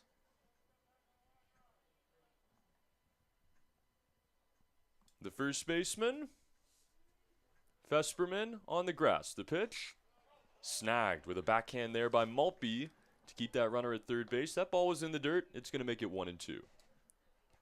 Yeah, a bit of an interesting defensive alignment by the Bucs here with a right-hander Lancia up. Vesperman well off the bag, but as you mentioned, nearing the infield grass. Third baseman even with a bag. Middle infielders playing straight up. A slight shift. The 1-2 popped up. It's going to get out of play. It'll keep us there at 1 ball and 2 strikes. Certainly going to be interesting at the major league level as we hear that the shift is likely to be banned next year. No more stacking one side of the field, which will be a major change to the game at the highest level. The 1-2 from Jelkin. Swung on, just got a piece of it, puts it in the seats, and it'll remain 1-2. What are your thoughts on the shift, Howie? I think that it has certainly been used more and more in recent years. I personally don't have a problem with it. I think that the hitters should be able to adjust, but there's no doubt that it has been utilized more and more as time has gone on. However, it's not like it's just been made up. It's been used for over a century. As this one is going to get away from Maltby, a run is going to come in to score. Josh Pano crosses the plate and ties this game at 4 apiece on the pass ball there. Given up by Dylan Maltby. That'll put a runner at third base just 90 feet away. Still with 1 out, a sac fly, as it did last evening, would give the Miners their first lead of the night. Yeah, the Miners just waiting in the wings these first 2 games, trailed the Glacier Pilots by a pair of runs before exploding for 3 in the 3rd. And that was the final in a rain-shortened game. Here they were down 4-0. They've come all the way back to tie it here in the 5th. The 2-2 misses away, just skips away from Maltby, but only about 4 feet behind home plate. He gathers it. That'll run the count full now. 3-2, quite the at-bat here by Steven Lancia. Yeah, not a great inning for Maltby. Had the strikeout of Vergara where he couldn't handle it, and then a throwing error down the right field line that cost him the first run.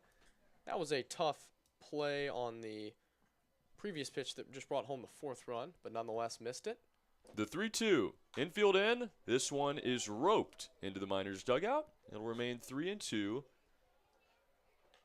How would you like to be Cody Grebeck right now, standing a foot or 2 in on the grass with Steven Lancia and his big wooden stick staring you down? And you got a runner right next to you as well. The 3-2 again. Swung on, chop to that left side. It's going to be fielded by Mason Simon. Mitch Simon, rather. He throws on to first to get the out, holding that runner at the bag. A big second out here for Anchorage to keep this game tied up at 4 apiece.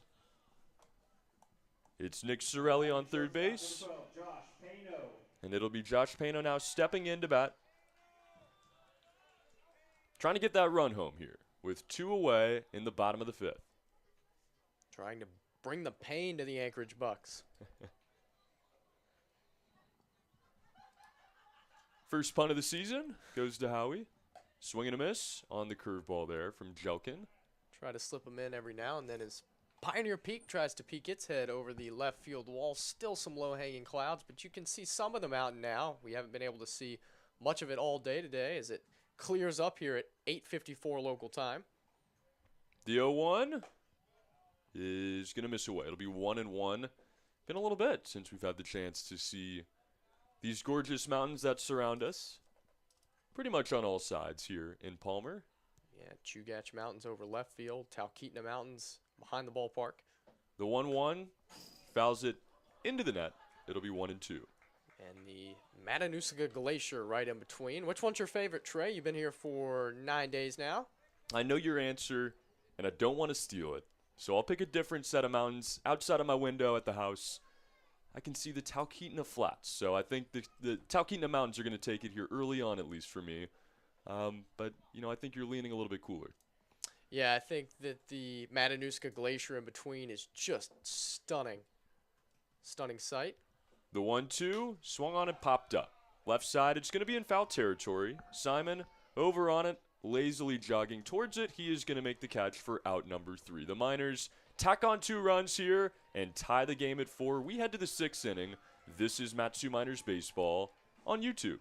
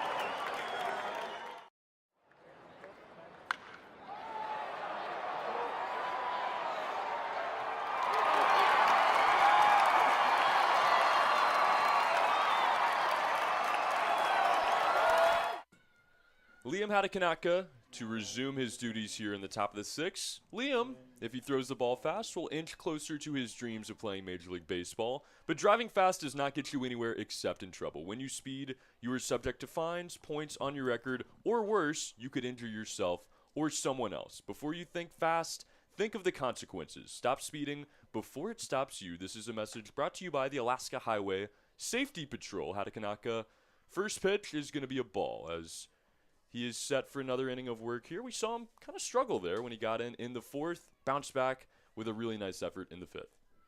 Yeah, certainly Hadakanaka has looked good since then. As a swing and a miss that time, pulls the string, it'll be 1-1. Worked a perfect 5th inning, and he's retired 5 in a row now. Keeping it rolling, the catcher, Dylan Maltby, charged with a pass ball that allowed a run to come home in the bottom half of the last inning. He's going to swing at this one, pop it out of play. It'll be 1-2.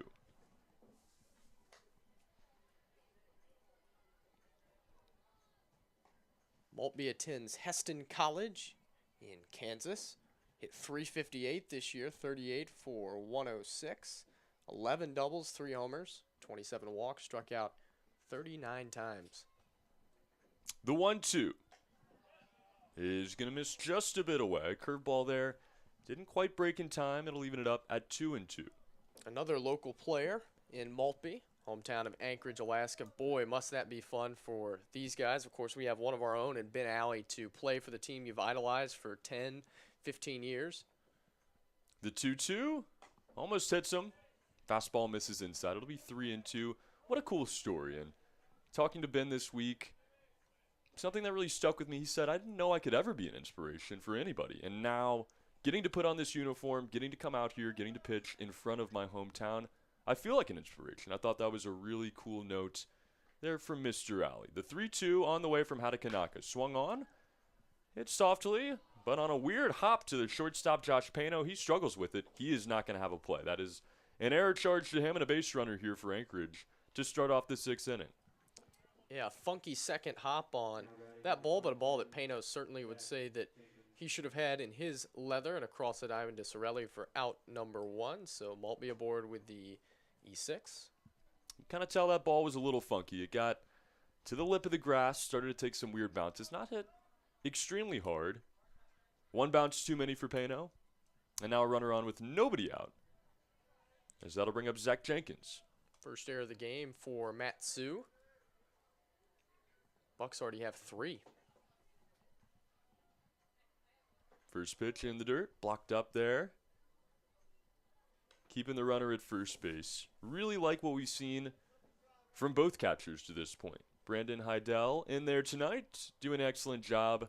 Steven Lancia, the designated hitter tonight, got the start on opening day. Excited to see what the Miners do there. And now a 1-0 count on the way. That one misses in. It'll be 2-0. Another local player in Zach Jenkins, also from Anchorage. Anchorage, the biggest city here in the state of Alaska. I imagined, how big it was going to be. To be honest, I can't speak for you, Howie. The 2-0 swung on, softly hit to second this time. It's going to be Rose with it. Only plays at first. He gets the out there. Runner advances to second. It'll be 1 away as we sift through the bottom of the lineup here for Anchorage. Reed Brock, the 9-hole hitter, will come to bat. But really, a serious metropolitan area down there in Anchorage. Yeah, Anchorage is certainly very city-like. Of course, it's a little bit different because snow will be piled up as we have a pinch hitter here. Looks like it's going to be Cam McGee on for Brock. McGee sliding into this 9th slot here. The lefty comes up. Interesting decision as we see a lefty-on-lefty matchup now. Runner on second base, 1 out. The first pitch, swung on and roped down the right field line. Well, that's why it's not interesting, Howie. That's going to bring home a run, as Maltby will come in to score. A 1-out base hit will give the Bucs the lead yet again in this game. Now 5-4 as the pinch hitter coming in and immediately capitalizing on the first pitch. Yeah, it turns out that Ken Hocuff and the Anchorage Bucs just pulled the right string right there. Must have had some kind of feeling, and Cam McGee delivered with the RBI single.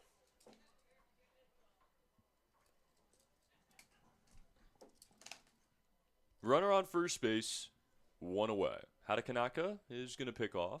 Soft throw over there. Runner stands up. Seen a lot of first pitch base hits in this game. Several first pitch RBIs. Yeah, I think with new faces that you're going up against, sometimes the best thing to do is try to jump on that first pitch. Pickoff attempt again here. This one a better move. Yeah, that was probably his B-plus move there. The first one, I don't want to call it a D move, but maybe a C move. Really more of a token toss. Probably not even much of a move at all. Just saying, hey, I know you're here. I think D is fair. He'd probably tell you that. As the first pitch now to the leadoff hitter, Cody Grayback. It's going to be a ball. Misses high and away. Cam McGee from Arizona State University. Couple of Sun Devils on this Bucs team. put the Bucs in front 5-4 here in the 6th. Been a high-scoring game tonight. Already 9 runs, and we're in the top of the 6th. 1 out, 1 on, 0-1 the count. Runner fakes a steal. As Heidel looked like he got up to throw the ball down, lost it, probably for the best, as nobody was covering that second base bag at the time. Regardless, it goes down as a strike. Excuse me, as a ball in the dirt, and it is going to be 1-1.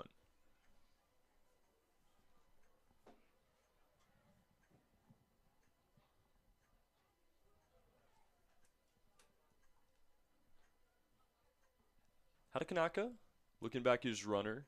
As you see Sorelli holding him on there at first. This one is swung on and missed, and looks like it might have clipped the head skipper. Head umpire.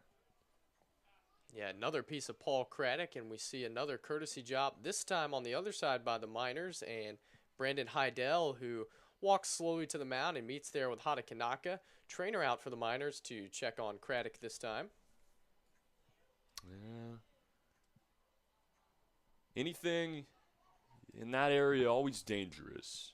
Don't want to see a ball deflect anywhere, but certainly not above the neck. He looks to be all right, smiling now, kind of joking with the rest of his umpire crew there, sending the trainer back to the dugout, but you always, take a breath during moments like that. Yeah, that's his buddy Brad Polk over the third base umpire. They know each other from the outside, as they call it here in Alaska. That's the name for the lower 48. They work together at the D3 level. Outsiders. Seems like a bit of an insult. Well, inside, outside. We're inside right now. Are we insiders at the moment? The pitch, swing and a miss. Bases occupied as it was a drop third strike. He will not be allowed to advance, and it will be the second out of the inning. Hatakanaka trying to bounce back here. Got a runner on first base now. 2 away, a run allowed in the inning. As Mitch Simon, the third baseman, comes up for another at-bat here tonight. Trying to keep the inning going for Anchorage. If you're just joining us, that's probably for the best as far as our technicality goes. Runner takes for second. This one softly lined to the shortstop. Pano moves to his right and makes the catch. That's out number 3. We will head to the bottom of the 6th inning. Your score 5-4 as Anchorage takes the lead here in the top of the 6th. This is Matsu Miners Baseball on YouTube.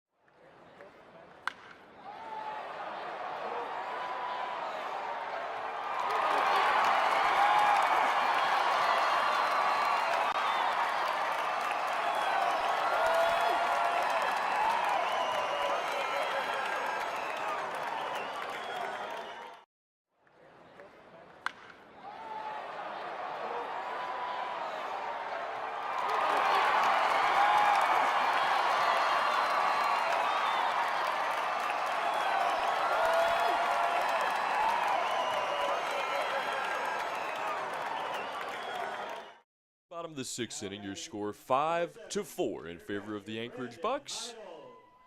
Over your Matsu Miners, guys. We have to thank our sponsors, our official broadcast provider, Napo Auto Parts, along with Alaska Airlines, making sure that we reach you on air. I was getting into it there as we went to break, but technical difficulties throughout the first few innings here tonight on our show. We appreciate all of you sticking around, joining us for this baseball game. It's been a great one so far. Just a one-run game now.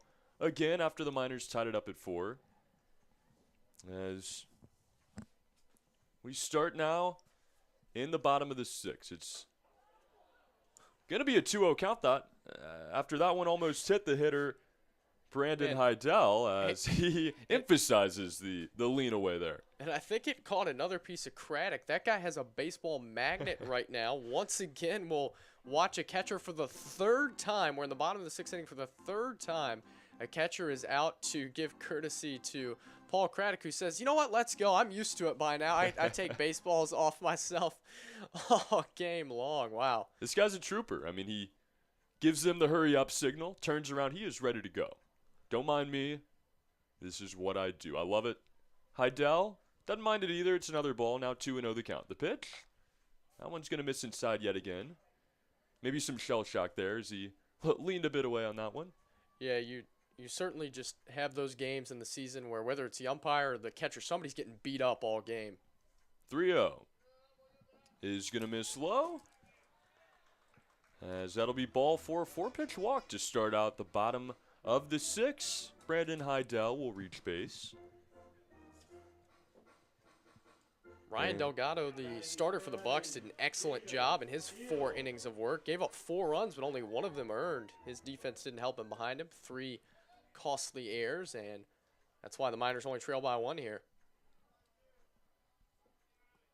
Really an excellent start from Delgado tonight. But Jelkin will now have to face the hitter, Jacob Steele. He squares around to bunt. He's going to lay off those. That one ends up in the dirt. The infield charges in on it. They're going to have to retreat. 1-0 is the count. The runner remains at first. Cool night in Palmer, and a pretty cool look now over the left field fence as the clouds are just hanging high enough where you can see about half of Pioneer Peak or so, give or take. Welcome back, Pioneer Peak. We missed you. The 1-0 squares around to bunt again. He's going to hit this one foul. It'll be 1-1. Talking earlier about the glacier that sits in between the Talkeetna Mountains and Pioneer Peak, and called it the Matanuska Glacier. I apologize. That is the Knik Glacier, as a local has corrected me. Again, we thank you for that. We've been here for 9 days, trying our best to look everything up on the maps. But Trey, there's so many mountains and glaciers, it's kind of hard to keep up. It's almost exclusively mountains and glaciers here.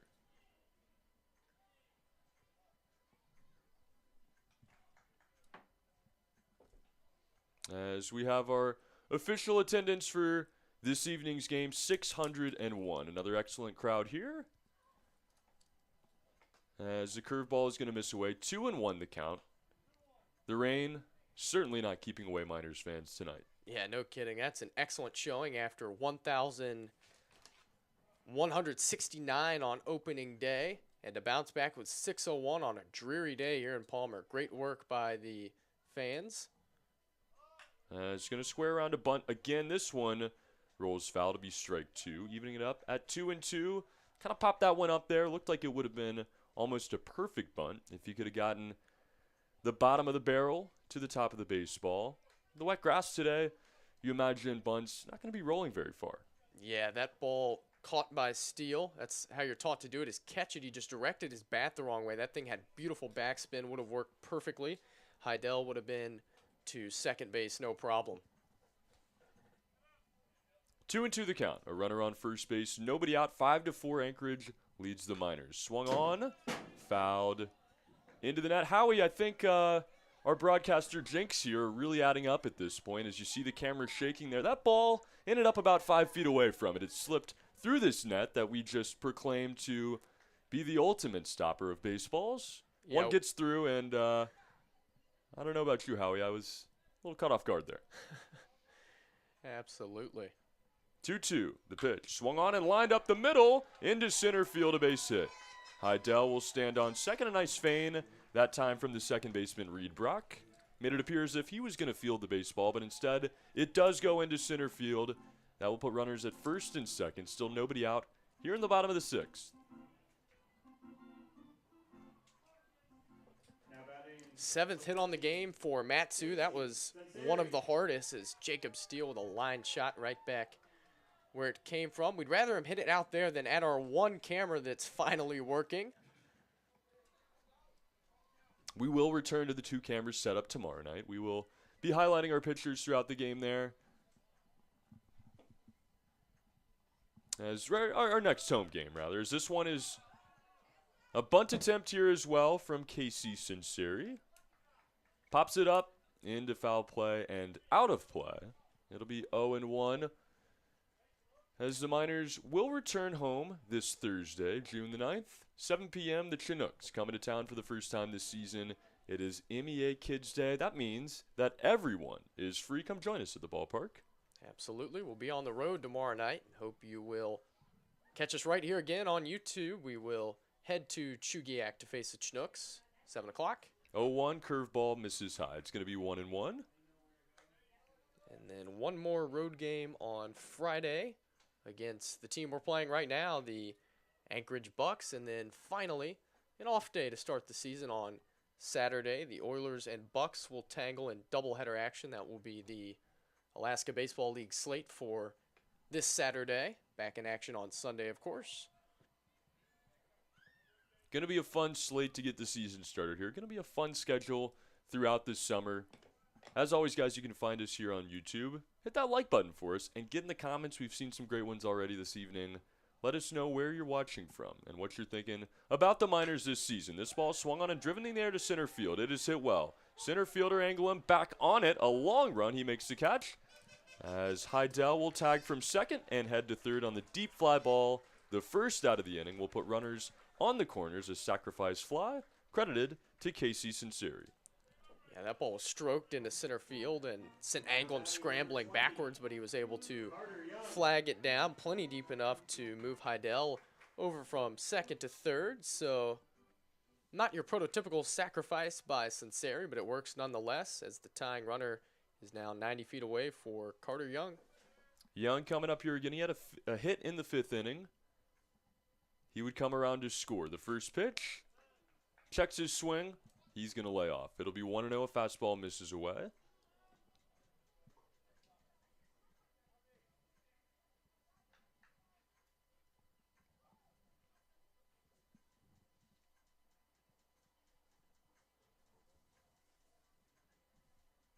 The 1-0. That one's in the dirt. 2-0 as the runner's going to break for second. He will stand up with ease. Jacob Steele collects a bag there. Now runners on second and third. Just one out here in the inning as the Miners look to retie this game, potentially taking their first lead of the night. A base hit might do that. Carter Young, as we mentioned earlier, our golden player from last night, looking to keep that energy here into the 6th inning. Time is called as the count stands 2-0 after the ball in the dirt there. Looks like a really good read by Jacob Steele there. Not the 6th stolen base for Matsu, but a pass ball allowing him to reach second. Good dirt ball read. Infield in the pitch. Swung on and hit to the first baseman, who will snag it and step on the bag. He will hold the runners there, and a back pick to second base almost in time for the out. It is not. That'll be the second out of the inning. As I said, the runner's staying there. Dylan Fesperman snagging that ground ball, immediately going to the bag. But in the meantime, doing a good enough job of looking down those runners to keep them where they stand and keeping this game at 5-4. Yeah, good job by Fesperman there. Cam McGee in at second base for the Bucs took over for Reed Brock after pinch hitting for him in the top of the 6th, so he is your second baseman. As we get the chance to see Alex Vergara step in now. He takes a curveball away, 1-0. Still runners on second and third here. 2 outs. Would have been lovely to get a fly ball there. Maybe a harder hit ground ball deeper to the right side. But instead, it is the second out. And now Vergara has to be the hero. This one swung on, hit into the net. It'll be 1-1. You have to start calling those camera rattlers.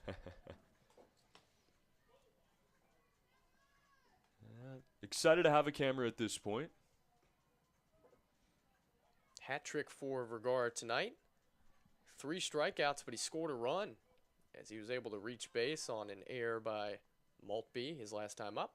Trying to avoid the golden sombrero. The 1-1 is in the dirt. Now 2-1. Amazing to think we're already now getting into the 4th rotation of this lineup just in the bottom of the 6th. Yeah, it's been an active night on the base paths for both sides. The score sheets fill up. Both teams through the order for a 4th time already here in the 6th.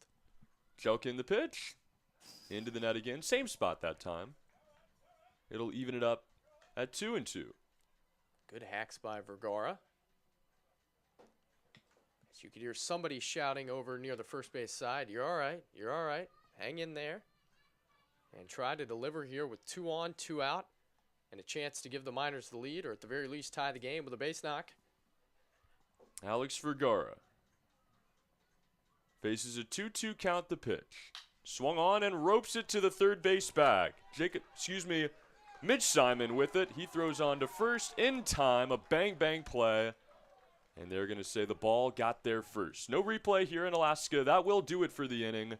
The Miners strand runners at second and third for the second time in this game and trail the Bucs 5-4. When we return, it'll be the top half of the 7th inning. This is Matsu Miners Baseball, presented to you on YouTube.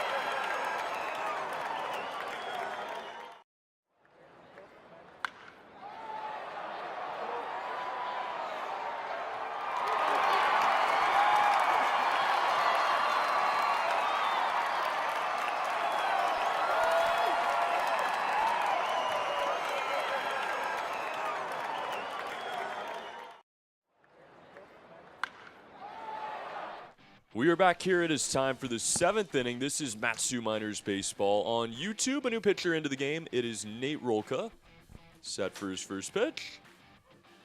That one is a called strike as we look at the metrics here on Mr. Rolka. Number 35 for this team, 6'3", 210, from the University of Delaware. A blue hen there, redshirt sophomore, originally from Dalton, Pennsylvania. And Howie, as we turn to the 7th, we now turn it back over. I step to the color mic. You get back to play-by-play, and I'll let you take it away, good sir. Thanks so much, Trey, as the second pitch from Rolka misses outside to Sean Maple. A 1-1 count and a 5-4 game. It's been a fun one in game number 2 of the season.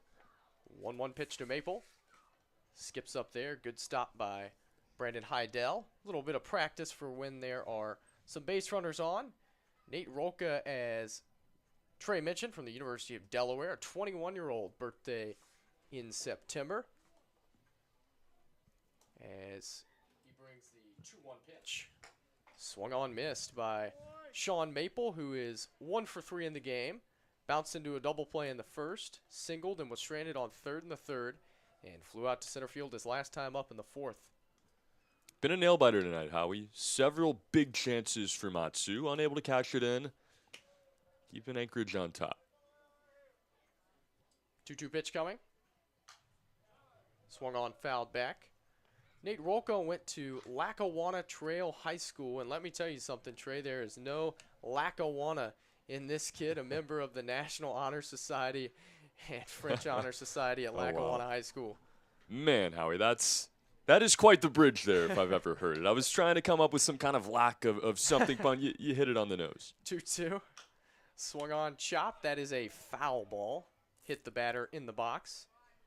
Correctly called there by Paul Craddock, who has been doing a good job behind the home plate despite the beating he's taken from fouled balls and drop balls by the catchers.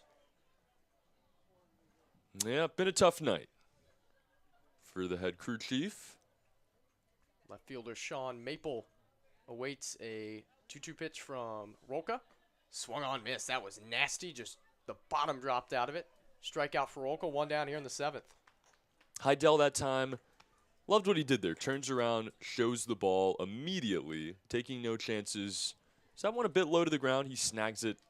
Not a drop third strike. Instead, a clean strikeout. First strikeout for Nate Rolka, who took over for Liam Hatakanaka here in the top of the 7th. Hatakanaka did well for Matsu. 3 innings, 3 hits, 2 runs. One of them earned a walk and 2 strikeouts for Liam in his 2022 ABL debut. Fesperm in the batter now. First pitch to him is right there, a strike. Like you said, Howie, French Honor Society. I wonder if he speaks French currently. That's something we definitely got to find out.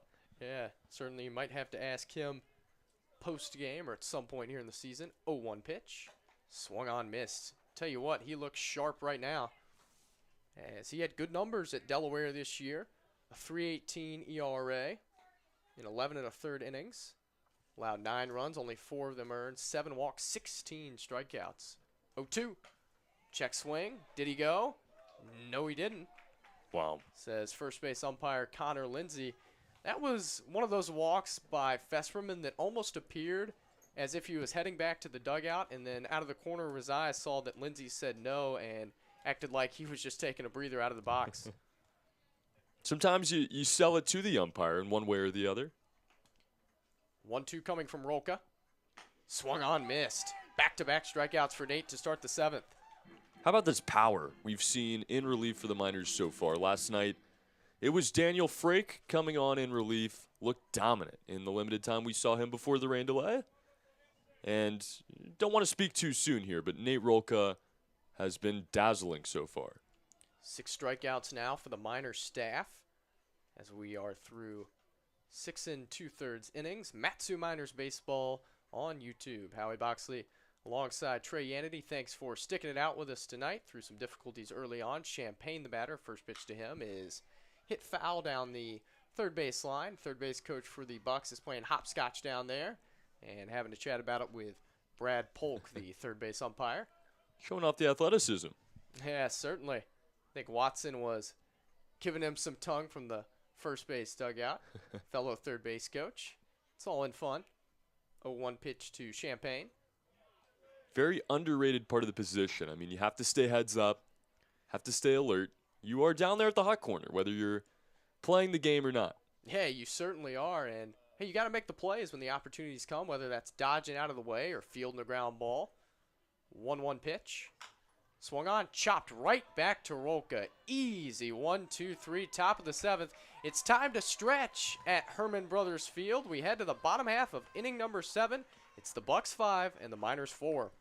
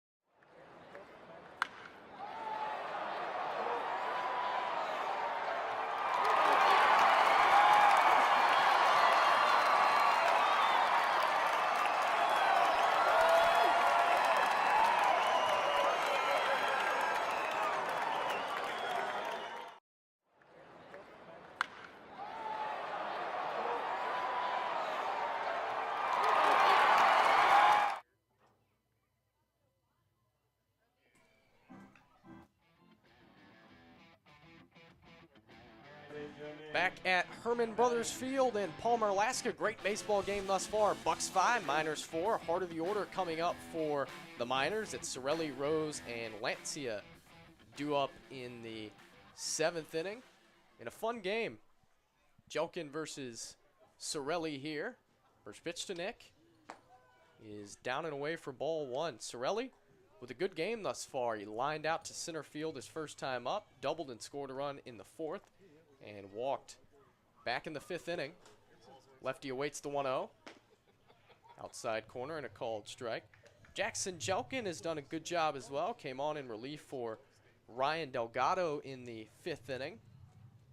And he's through a couple of innings now. 1-1. Downstairs, 2 balls and a strike now on Nick Sorelli. Yeah, I was interested to see what we would get out of Jelkin tonight. Making his first start in a while. Shaking off the rust. Really extending it tonight. Almost 2-1.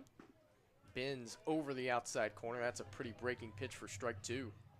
somewhat of a backdoor opener role, if you want to look at it like that. We saw the starter go about 5, and his relief now in his 3rd inning. He brings the 2-2 pitch to Sorelli. Off the plate outside, it's run full. Bucs scored 3 runs in the 3rd, 1 in the 4th. Miners responded with 2 in the 4th, 2 in the 5th to tie the game. Difference in the game right now is a run scored in the 6th inning by Anchorage by Dylan Maltby. 3-2 to Nick. Swung on and lifted down the left field line. That's out of play. Kyle Watson clapping on encouragement. Attaboy, way to stay in and fight that thing off. Really turned into a nice night here, Howie. The sun, I don't want to say is out, but is peeking out as you see the mountain on the left side of your screen now visible. 3-2. Outside ball 4. Another great at bat by Nick Sorelli, who led the Miners last year in walks with 37. And he already has 3 to start the season this year. That walk number, Trey, 15 more than the next guy on the team. Just remarkable eye by Nick Sorelli, who got on base a ton last year. And we saw a walk last night.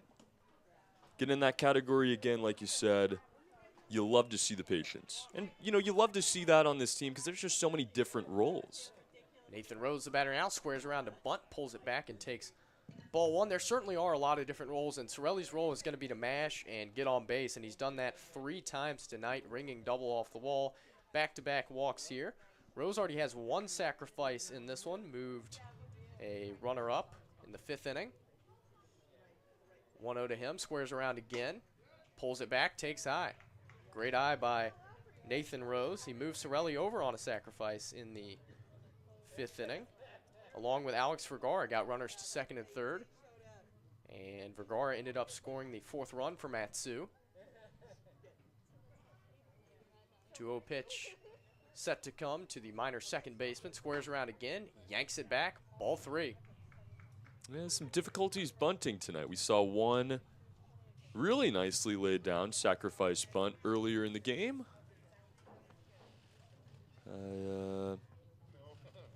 Won by the... I believe that was Nathan Rose, the batter. Yeah, won by the Bucs as well. Cody Grebeck back in the 3rd inning. 3-0, squares around, pulls it back, and takes a strike. I would imagine he would be taking all the way there, especially with trying to move Sorelli over. You might as well see if Jelkin will walk you. Nobody up in the Bucs pen. 3-1 pitch from Jackson Jelkin instead to first and almost wide. Dylan Fesperman did a good job to leap up and snag that with his glove hand. Otherwise, Sorelli would have been heading to second without a sacrifice. Got to take these bases wherever you can get them. All the errors tonight. 3-1, bunt attempt, and this one is down the first baseline, foul. A little bit too much of a stab there by Nathan Rose. And now it's a full count, so all bets are off. Would be shocked if Sorelli was put into motion here with nobody out and his stature, but you never know. We'll see if Rose swings it here. 3-2. Pitch. Swung on. Lifted down the right field line. That will get out of play and a souvenir as the kids take off after that baseball. course, Kids Day coming up this Thursday. If you're in town, join us for Matanuska Electric Association Kids Day. Everyone's in free. No reason not to show up. 3-2 pitch to Rose. Swung on, grounded to short, might be two. Grebeck has it, flips to McGee for one. Return to first, not in time. Good hustle by Rose to stay out of the double play. Yeah, really nice burst down the line there. I thought that was a no-doubt double play. Was hit pretty hard. Right at the shortstop, shifted towards that bag. Nice, clean turnaround there by the middle infield, but Now batting number speedy 27, Nathan Steven Rose. Lancia. Yeah, good job by Grebeck and McGee, but not enough to get Rose, who's aboard with a fielder's choice. Represents the tying run in a 5-4 game here in the bottom of the 7th. Steven Lancia, the batter, he is 0 for 3. Looking for his his second hit of the young season. First pitch, runner goes, and the pitch is popped up down the right field line. Long run, Zach Jenkins. He's over in foul territory. He's got it, and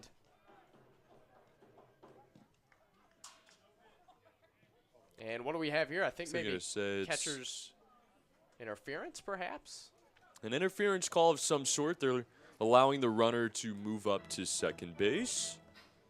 So Lancia not retired. Rose is down to second. Some sort of interference there, allowing the at-bat to continue as that ball was caught in foul territory by Jenkins. Must have been catcher's interference, I suppose. Lancia still batting. Pitch to him. Almost clipped him inside. That's a ball. Nonetheless, the Miners will take it. Tying run in scoring position. It's Nathan Rose.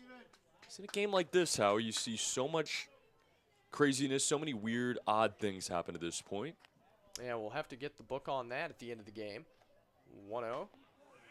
Swung on, missed. Kind of makes me think that we have some craziness in store here for the rest of the game. Yeah, you never know. As that looked like a clean catch down the right field line, but some sort of interference keeps Lancia in the box and sends Rose down to second. 1-1. Missed upstairs. 2 balls and a strike now. Lancia stepping in now for his 4th at bat as a designated hitter. Yeah, had the catching role last night. Check of the runner by Jelkin and a 2-1 pitch coming. Swung on, chopped foul to third. Kyle Watson has a chance, but doesn't bend down to make the play. See, that's what I'm talking about right there. A chance for Watson, and he let me down. Well, he didn't quite match his counterpart there, no, but a valiant effort by Coach Watson. All in fun, Coach, as he walks slowly back to his position to the third base bag. You might hear this later. We gotta act like he made the play. Excellent job there, Coach Watson. 2-2 to Lancia. Swung on, ripped left field. That is going to get down for a hit. Watson is going to throw up the stop sign. That ball was hit way too hard. Clean single for Steven Lancia, and the Miners have runners on the corners with 1 out, threatening to tie the game. That ball is what Steven Lancia needed. Some struggles tonight in some bigger situations. The best cure? Watching the baseball hit open grass. Does so there. And now another chance here. 1 out. All you need is a sac fly to tie this game. Yeah, Josh Pano will try to put the ball in play, either deep enough to the outfield or soft enough on the infield grass. He is 1 for 2 today. Reach base twice, singled, walked, and popped down foul territory to the third baseman. Jokin brings it to him, squares around to bunt. That pitch is to the backstop. Not going to get a hard ricochet. It's going to be an easy score for Nathan Rose as this game's tied at 5 in the 7th.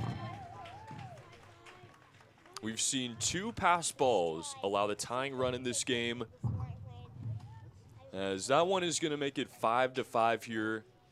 If you're Maltby, definitely got to be a little bit concerned. Yeah, that pitch was a bit wide for sure. Maltby not able to slide over and make the play, so Rose scores on the pitch that got away. 1-0 to Pano, and he pops it straight up. Foul territory, and Maltby will run out of room. It's over our roof and back into the concrete behind. Thought that one might land right on top of our home plate camera there that you're looking at.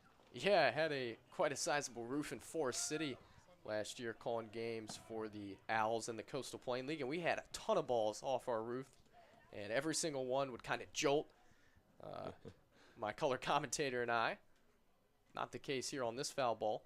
Ball and a strike on Pano. Runner on second in a 5-5 game with one out here in the bottom of the 7th. Pitch. Good block that time by Maltby. Could have used that 2 pitches ago. We got Rigo Ramos in the comments section giving a shout out to Nathan Rose. He came across to tie this game, repping Bowling Green State University in Ohio. Love to hear it, Rigo. Thank you for joining the show tonight. 2-1 the count on Pano. Pitch from Jelkin. Almost hit him as Pano darts out of the way. Of course, we thank all of our listeners across the Alaska region, the lower 48, and everyone who's staying up late with Trey and I on YouTube for Matsu Miners Baseball. 3-1 pitch to Josh Pano. Swung on and hit high in the air. Foul territory. First baseman over. It's Fesperman. Looking, checking, and he has room to make the play. Got over into the gravel, which signals he has about 10 feet left of foul territory to work with, and made the catch with about 6 or 7 feet to spare for out number 2. I've really been surprised at how few fly ball outs we've seen in foul territory to this point. Pop outs in foul territory, we just haven't seen very many, and it's, you know, no exaggeration, 50, 60 yards, or feet rather, from, you know, the foul lines to the fence. Absolutely, and that was certainly a ball that stayed in play because of that foul ground, as Brandon Heidel will be the last hope here for Matsu if they want to take the lead here in the 7th inning. Runner on second in a 5-5 game. Pitch from Jelkin. Swung on, grounded up the middle. Shortstop is over. Long throw across, and a nice stretch by Fesperman to retire Heidel and the Miners, but not before they are able to tie the game. A wild pitch brings home Nathan Rose. We're off to the 8th in a 5-5 contest here on YouTube.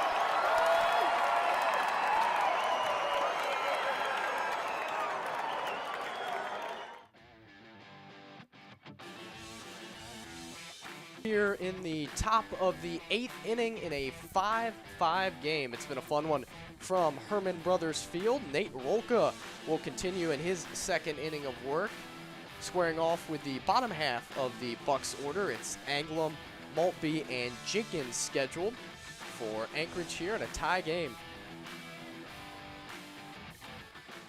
Right-hander sets at the belt and brings it to Anglum, who pops it up right side. A lot of foul ground over there. Sorelli and Heidel give chase, and that one is just to the left of the Miners' dugout and out of play. Yeah, was about to say, how we would get 2 back-to-back after seeing almost none to start the season, but just a foul ball. Great inning of work by Rolka in the 7th. Struck out the first 2 men he saw and got a comebacker to the mound. 1-2-3 frame. Ahead of Anglem here, 0-1. Pitch. Check swing. And no, says first base umpire Connor Lindsay. Anglem is 0 for 2 in this one. He's been hit by a pitch. It's back in the 2nd inning when Michael Yates was on the hill. Seems like a long time ago that he started. 1-1. Skips up there. Yeah, Michael Yates, I don't think anything to hang his hat on. I mean, we saw this stuff today. It looked excellent. Yeah, in gave up those first couple. Gave up 3 runs on 5 hits. Just a rotten 3rd inning that did Michael Yates in. But, yeah, he certainly looked sharp. 2-1. Swung on and popped well out of play. You know, I think early on in the season you see that with some guys. Second time through the lineup can be difficult when you're trying to work back into it. Michael told us been about a week since he had last pitched and told us a really cool story about his journey back from Tommy John surgery, how that's kind of fueled what he does now. Yeah, absolutely. Certainly a lengthy recovery process. 2-2 to Anglem. Just missed the outside corner. LeBron and company wanted that one badly. It's run full now on Anglem. Had Tommy John surgery his senior year of high school and didn't touch a baseball for 6 months, but he's in the Alaska Baseball League now and having a blast with the minors. 3-2. Off the plate, ball 4, leadoff walk. Not what you want if you're Rolka and the minors in a tie game here in the 8th. Let's see now. Let's see what the confidence looks like from Nate Rolka. Obviously, he is a dominant pitcher. This is our first time getting to see him in person. Rolls through his first inning there. Probably should have had an out earlier here if that ball doesn't drift quite as far, and now loses him to a walk. How does he bounce back here? Going to be a fun few batters to watch. Anglem is the 5th leadoff man to reach for the Bucs. 3 of them have come home to score already. So, ominous sign for Matsu. Batter is Maltby the pitch. Back to the netting and off the top of the fence, and ricochets back over off to the left of the first base dugout. Leadoff man reached in the 1st, 3rd, 4th, and 6th. And he scored in the latter 3 innings of that pairing. On here in the 8th. 0-1 to Maltby instead to first. Back with a dive is Anglem. Maltby scored 2 of the 5 Anchorage runs. He singled and reached on an error by Josh Pano, the shortstop.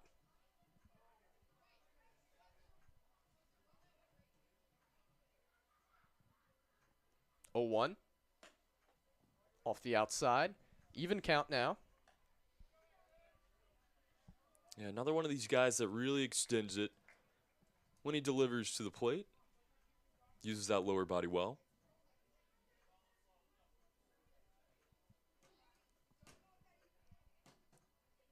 One on its way to Maltby. Off the plate again. 2 balls and a strike. Oki gets the ball back. Wipes at the pants. Kind of waves the ball around in his right hand. And then dangles that arm down below his right knee. Glove tucked at the chest. Looks in for the sign. Checks the runner at first. Sets belt high. Kicks and fires. Big swing and a miss. Maltby way late on that fastball and an even count. Huge swing there by Maltby, but a lot of heat on the fastball that time. I see we got Cheap Band-Aids here as well with us tonight, representing for the Bucs. Any fans are welcome to join our show. We thank you for being here. 2-2 pitch to Dalton. Backhand stop by Heidel to keep Anglem at first base. It's 5-8 and 3 for the Bucs. 5-8 and 1. Your box score currently in the top of the 8th inning. Here from Herman Brothers Field. It's been a fun broadcast. And we thank everybody for joining us on YouTube. 3-2 pitch coming to Dalton Maltby. Runner goes. Pitch is sprayed foul. Good jump there by Anglem. Of course, a safer time to run with a 3-2 count. With these conditions today, runs, I think, in certain situations may be easier to come by, but as the game goes on, they're not going to be. So, for this half inning, get a leadoff runner if you're Anchorage. Might need to capitalize here. This might be one of the few chances you have left in this game. Certainly a good opportunity for the Bucs, but nobody out and a runner on first. 3-2 on its way to Dylan Maltby. Runner goes again. Pitch is swung on a miss. Throw down to second is going to be in time. Strike him out, throw him out, double play. A strike by Brandon Heidel. How about it, Howie? Strike him out and throw him out. Brandon Heidel coming in tonight. That's the first chance we've really gotten to see him show off the arm. Nice frame, a nice throw, and 2 outs.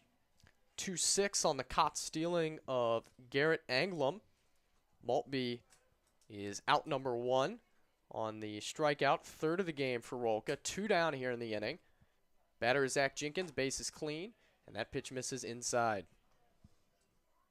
Jenkins has been on base a couple of times via the base on balls. He's scored a run. From Anchorage, the Bucs right fielder taps his right foot in the batter's box and awaits a 1-0 pitch, which misses downstairs. Looks like maybe some new clouds kind of starting to roll in here. We hope they will hold off. Probably it for the rain tonight, though. Yeah, we are trying to get through our first complete game of the 2022 season. First win was last night in a rain-shortened game, 2-0, called strike, as Craddock raises the right fist and signals the count, which is 2 balls and a strike on the left-hander, Jenkins. I've always really liked that fist palm strike call that we're seeing tonight. Yeah, very confident strike call. 2-1. Off the plate outside. 3 balls and a strike. I also love the umpires who, they tell you where it was. So right there, Craddock would have said, ball outside. That's always good to know. Where was it? 3-1 pitch coming to Jenkins. Downstairs, ball 4. Second walk of the inning issued by Rolka. And it's going to be another man on first for the Bucs. This time, though, with 2 outs. Yeah, just kind of lost touch again there. A lot of velocity on this fastball. And decent bit of control as well when you use your legs that much. Sometimes I think you kind of overextend. Looks like that might have been what happened there, as we're going to get a visit from Heidel to the mound. And it looks like James Dillard as well. Yeah, James Dillard across the first base chalk. Walks slowly with his black hoodie overhead, and we'll chat it up with Nate Rolka for the first time this year, who's run into a bit of command issues here in the 8th inning. 4 walks in the game for Matsu. They've also hit a batter. Struggled with command yesterday as well. 5 walks in that game that was called in the top of the 6th due to weather. Craddock is out to the top of the hill to break up this meeting, or perhaps join it, as it takes a while for Dillard and company to break it up, but Heidel will trot back behind home plate. Dillard will go back across the white line into the first base dugout, have a couple more words with Craddock, as we are set to go here with Nate Rolka and Cam McGee. McGee checked in the 6th inning for Reed Brock. He took over at second base, pinch hit in the 6th. That turned out to be a big pinch hit, Trey. It was an RBI single that gave Anchorage the lead at the time. Yeah, McGee wasted 0 time. Jumped on the first pitch in his pinch hitting roles. Lefty on lefty. I was questioning it. Shouldn't have been. It drove home a run. First pitch coming here to Cam. Outside corner. Caught the black for strike 1. Jenkins on first in a 5-5 game. Been tied a couple times now. We're knotted at 4 back in the 5th inning. 0-1 to McGee. Runner goes. Pitch swung on a miss. Heidel has another chance to show off his arm. It's a strike. And safe the call by Brad Polk. Wow, throw beat him. Not sure if maybe it was a missed tag by Josh Pano, but LeBron doesn't think so. Nathan Rose received that throw, as LeBron is going to trot out and have a conversation with Brad Polk on that. What a throw by Heidel, but apparently not in time. It had to be the slide there, Howie. I mean, that was a picture-perfect throw from Heidel.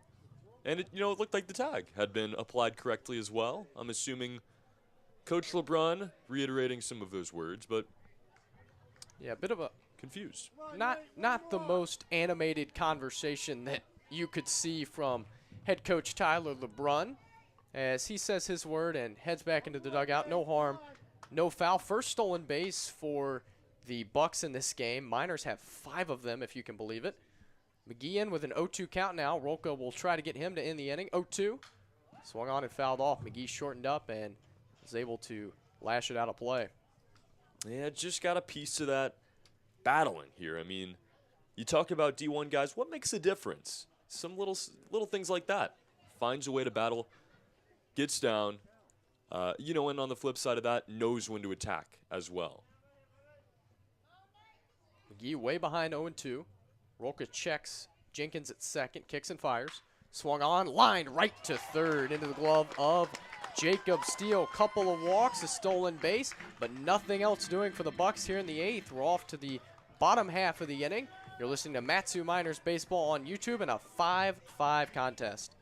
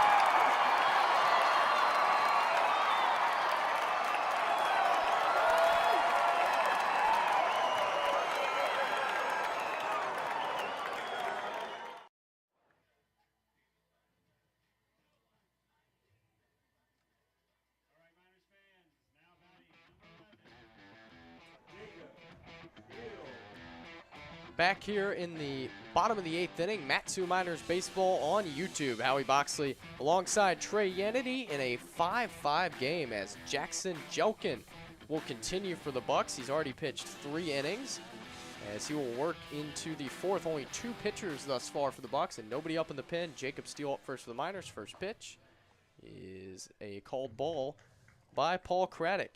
Steele's reached base all 3 times, twice via an error by the second baseman, and once on a single. That was in the 6th. He takes a called strike. Yeah, some guys don't necessarily prefer the bottom of the lineup. Jacob Steele knows he can make an impact down there. Like you said, a run on the error. 1-1. Swung on, grounded out to short. Grebeck patty cakes the glove, fires across. Fast runner, got him by a stepper 3. 1 down. Miners just need a run and 3 outs. As they'll send it back to the top. Casey Sinceri, our other man of gold from last night, had a sac fly back in the 6th inning. There, who's striking gold highlight. Sinceri and Young were the stars tonight. Scored 2 of the 3 Miners runs. Sinceri not as hot in this game, couple of strikeouts, but he has a single. He's stolen 2 bases, and he lined out very sharply to center field his last time up. First pitch from Jelkin. Called strike over the outside corner. That one just getting that corner there. Sinceri, one of the smoother swings we've seen here in Alaska. Very pure to the ball. Couple of shakes by Jelkin, and the 0-1. Popped up. Near the line, right field, 3 fielders converge, and it's going to be the second baseman, Cam McGee, who takes over in foul territory for out number 2. Yeah, big to get these outs quickly here for Anchorage. It's been a roller coaster ride tonight, Howie. We saw a 4-0 advantage for the Road Bucs at one point, tied up at 4, then 5-4 Bucs, And now 5-5 here in the bottom of the 8th, and 2 quickly away.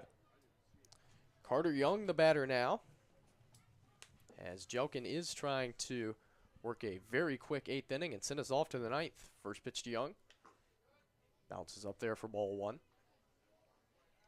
Very impressive what the Bucs have been able to do with only 2 arms to this point. And quite frankly, Matt Sue, for that matter as well, with just 3. 1-0 to Young. Swung on and lifted high in the air down the left field line. It's going to be 3 fielders converging again, this time on the left side. That ball is going to bounce just in front of the bullpen, harmlessly foul. That was Simon, Grebeck, and Maple all over to give it a look, but none were able to run fast enough to make the grab. Really not typical for summer collegiate baseball. Last summer, myself and Howie called in a different league. As you mentioned earlier, Howie, the Coastal Plain League, typically on any given night we see 6-7 different pitchers. Tonight we've seen 5 combined. Yeah, it's interesting to see how the coaches try to navigate that in summer ball. 1-1 to Young. Called strike over the outside corner. Jelkin a strike away from sending us to the 9th in a 5-5 game. 1-2 pitch. Swung on and lined down the left field line. Foul.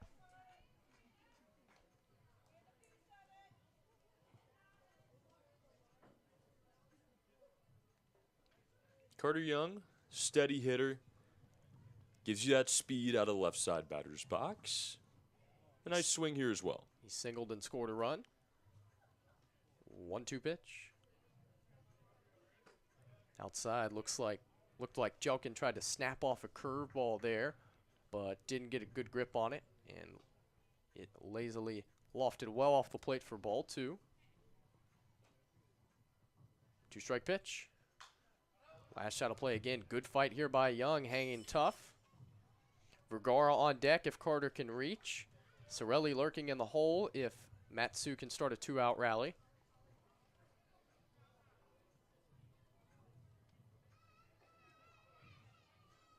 Two pitch from Jelkin. Called ball. Wow. That one pretty close there, Howie. We'll take it. That looked pretty good from here. I was just waiting in silence for Craddock to ring up Young, but he didn't do it. 3-2 now. And that one certainly was not a ball. Missed low, and Young coaxes a 2-out walk here in the 8th. We saw the Miners score 2 really important runs in this game with 2 outs and nobody on. That was back in the 4th inning. Now in the bottom of the 8th, they just need 1 run to give themselves the lead and a chance to close it out in the 9th. Vergara, the hitter. He is 0 for 4, 3 strikeouts. He's 0 for 1 against Jelkin. Bounced out to 3rd. Was able to put the ball in play, though. Could not do that against Ryan Delgado. Healthy lead for Young at first. Not going. And the pitch is outside. We got Cheap Band-Aids back in here. Talking about our grandson, Zach Jenkins, playing for the Bucs tonight. Thanks again, Cheap Band-Aids, for joining the show. And all of you, wherever you are, joining us tonight at Herman Brothers Field. We will be on the road tomorrow night, 7 p.m. first pitch. You can join us at the same spot. 1-0. Popped up. And this will stretch its way into the Alaskan dusk, out of play. Chris Daughtry in the comments as well. How's it going, my friend? Colin really commenting from our home, Alabama. That's a long ways away, and it's pretty late there, 1 a.m. Thanks for staying up with us everywhere, as it's pretty late across the entire U.S. at this point, but especially on the East Coast. 1-1 count on Vergara. The pitch.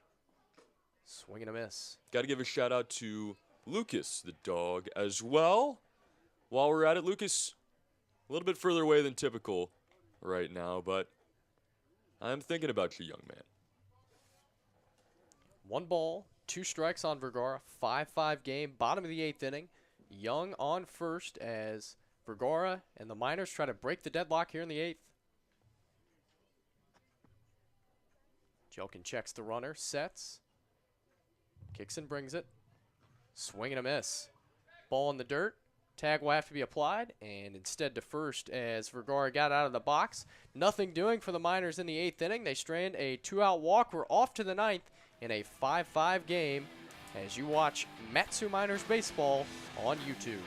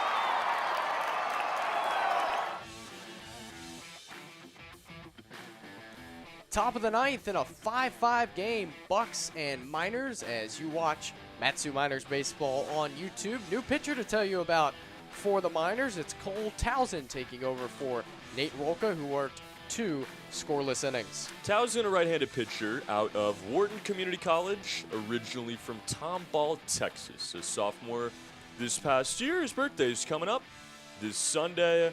He is 6 foot, 215 pounds. Trying to keep things even here in the top of the 9th. Yeah, he's acting in the closing role here for the Miners as he will face the top of the Bucs order. It's going to be Grebeck, Simon, and Maple scheduled, and this is what the Miners wanted to do at least early on from talking with the pitching coach James Dillard. They said if we get a lead towards the end of the game, we want Towson to come in.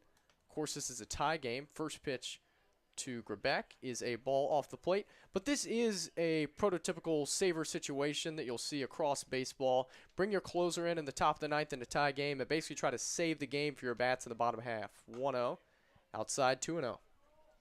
Yeah, the Miners going to get their first chance to walk it off this season. One way or another, got to hope it's a tie game. 2-0 the count on Grebeck. That one caught a corner for Cole Towson. He sports a fastball, a changeup, and a curveball. Fastball sits 88 to 91. Of course, Wharton County Junior College, 2-1. Popped up, left side, long run for Jacob Steele. He'll give it a peek, but it's out of play. 9.17 ERA for Towson at the junior college. 15 appearances, 15 walks, and 30 strikeouts. Good stuff. He was in the Coastal Plain League last year with the Florence Red Wolves. 2-2 is lifted out of play by Grebeck. Red Wolves now, Trey, the Flamingos. How about that? Wow. I got to hear the story behind this name change. 2 incredible names. Wow. Yeah, I like it. The Flamingos. Yeah, it's a little bit of rebranding over in Florence, North Carolina. It's part of the Eastern Division in the Coastal Plain League. 2-2 pitch here to Grebeck is right back to him. Towson will underhand flip that thing to Sorelli for out number 1. What a beautiful thing. Towson's momentum taking him that way, just kind of leaning off the mound. The ball really had a magnet on it and fell right into the glove there. Yeah, it wasn't the most gracious exit from the hill for Cole Towson, who's actually smiting a bit now. Hopefully didn't hurt himself. As he paws around on the back of the rubber. Sometimes you'll see pitchers, whenever they try to field off the mound, just kind of jerky, maybe tweak something in the leg. So hopefully Towson's all right here as he takes a moment to Step back up on the rubber. Gets ready to face Mitch Simon. First pitch is out of play. As it begins to get pretty dark here at Herman Brothers Field, no lights. The sun doesn't go down until 1 o'clock or so in the summer, so no need for them. But on dark, gloomy days like this, it definitely gets difficult for the hitters. 0-1. Bounces up there. I was going to say, you know, what does extra innings look like here in Alaska? Something we have yet to experience. But like you said, Howie, no lights. If this game were to go 15 innings, probably wouldn't have the means to do so. Yeah, might be in trouble. 1-1 to Simon. Popped up, and that will get out of play. Trey and I will be here for however long it goes, however many delays there are, however many technical difficulties we go through, and we appreciate everyone sticking around with us on YouTube. 1-2 the count here on Simon. He's 1 for 4. Doubled and scored in the third. 1-2 pitch to Mitch. That's the curveball, and another one back to Towson, who falls to a knee, gloves it, and throws out Simon for out number 2. Looking like a hockey goalie out there. Gets down to one knee, pad save, blocks it into the glove. Brilliant job here to get the first 2 outs for Towson. Yeah, I was going to say the same thing. Certainly a pad save, as you read my mind. Colorado Avalanche await the winner of the Tampa Bay Lightning New York Rangers series in the battle for the Stanley Cup. Sean Maple, the hitter. Miners are an out away from coming to the plate with a chance to walk it off in a 5-5 game. Pitch almost hit him. Tried to snap off another curveball, but that one just didn't curve. And Maple had to duck underneath that for ball 1. Sean is 1 for 4 with a single. And takes a called strike, inner half. Towson with a nice pace here. Not too fast to keep the hitter in rhythm. He's going to step off here. Yeah, gets Heidel to go through the signs again. Back up there. Gets the one he wants, nods, and delivers. Swing and a miss. Had him falling down on that one. Yeah, Maple swung out of his shoes on that one and fell over home plate haphazardly. He's down to his final strike in the top of the 9th. 6 foot, 200-pound right-handed hitter Sean Maple awaits the 1-2. Swing and a miss. Great curveball from Towson. A 1-2-3 ninth inning. He does his job. We're off to the bottom of the 9th. The Miners look to walk it off in a 5-5 game as you listen to Matsu Miners Baseball on YouTube.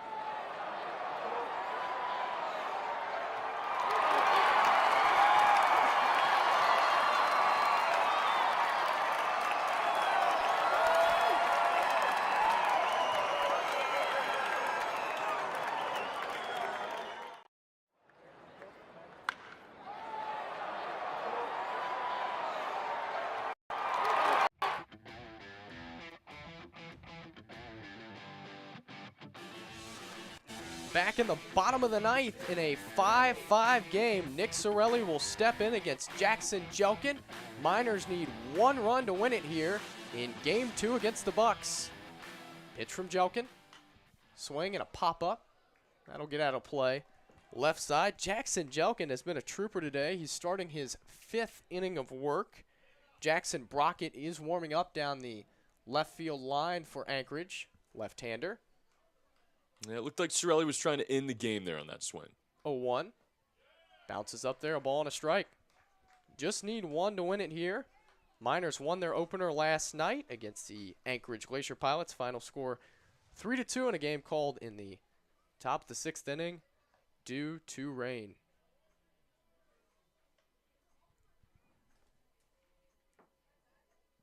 One. Missed inside. Sorelli spins out of the way of that pitch. Stares at his lumber. Hopes it has the walk-off hit in it. Swings it around. And wields it over his left shoulder. 2-1. Back to the netting. Good cut by Nick Sorelli. Top hand comes off of that baby as he tried to go into launch mode towards the scoreboard. Yeah, just barely missed that one. Sorelli's reached base his last 3 times to the plate. A double and 2 walks. 2-2. Outside, good eye by Sorelli. Man, has he looked good with his vision tonight. I don't think I've seen him swing at one pitch off the plate. And these pitches are just barely missing, Howie. I mean, we're seeing off-speed pitches, fastballs, all taking the same. 3-2. Spiked. Sorelli has 3 straight walks, and he shows you why he led the team in walks by 15 last year. He says, if you're not going to give me anything to hit, I'll take my free pass. He does just so. Nobody out now, a runner on first base, and a big opportunity here for the Miners. It doesn't matter how it happens, Howie. They just need a run. Yeah, and that might be the end of the line for Jackson Jelkin.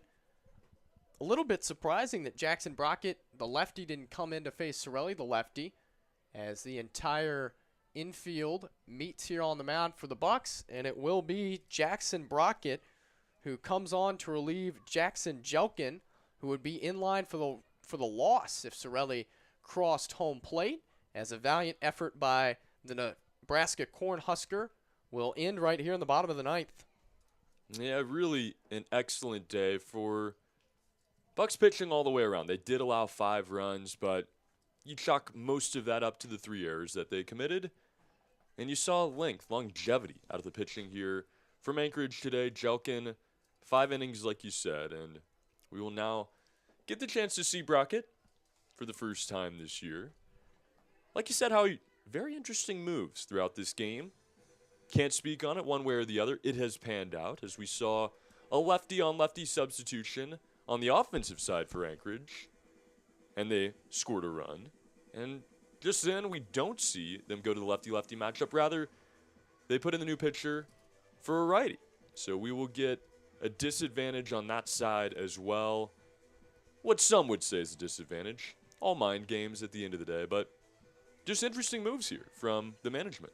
Yeah, so on comes Jackson Brockett, spelled the more traditional way, Jackson, takes over for Jackson Jelkin, Jaxon, both former teammates at the University of Nebraska.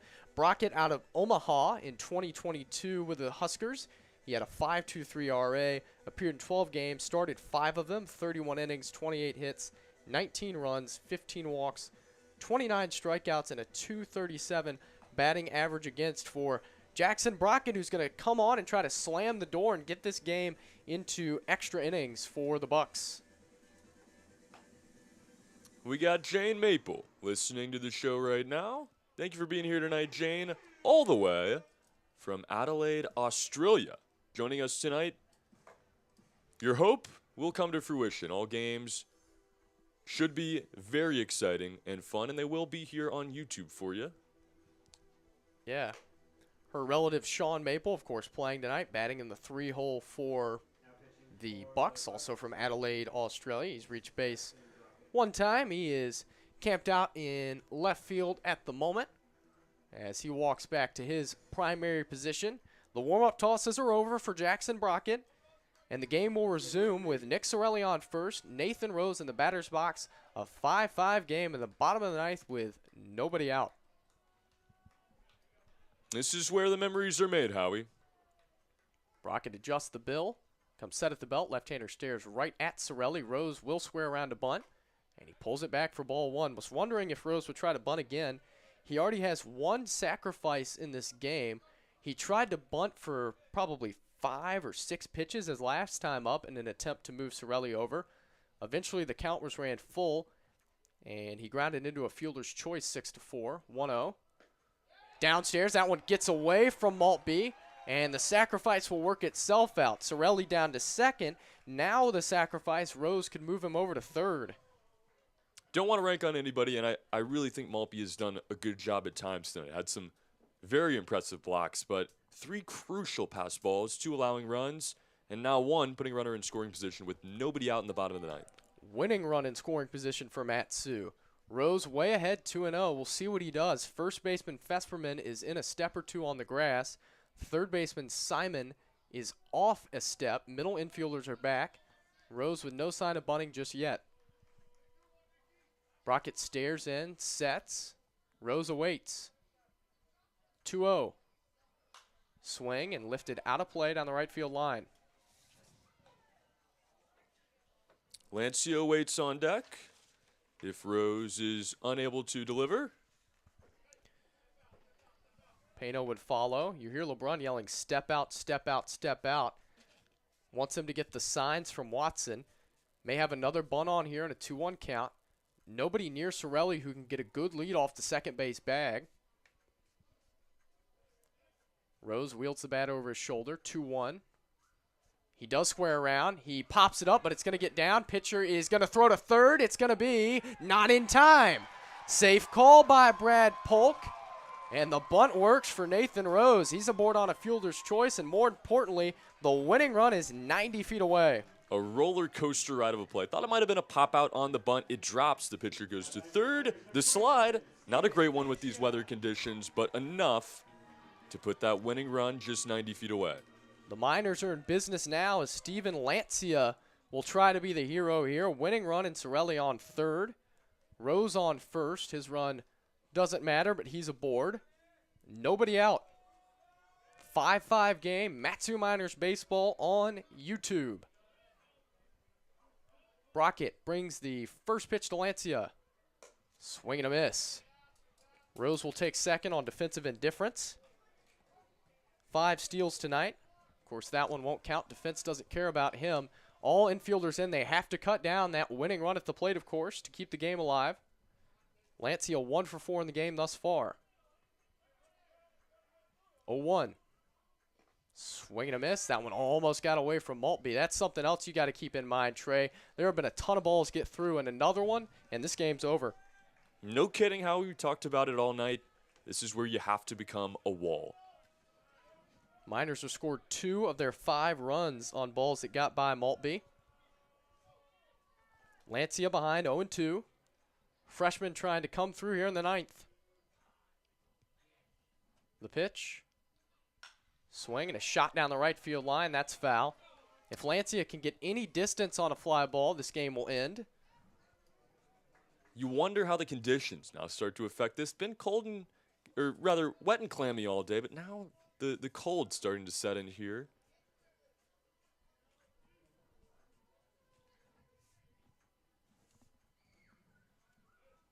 Oh, 2 pitch. Bounces up there, and this time Maltby gets the chest protector on it.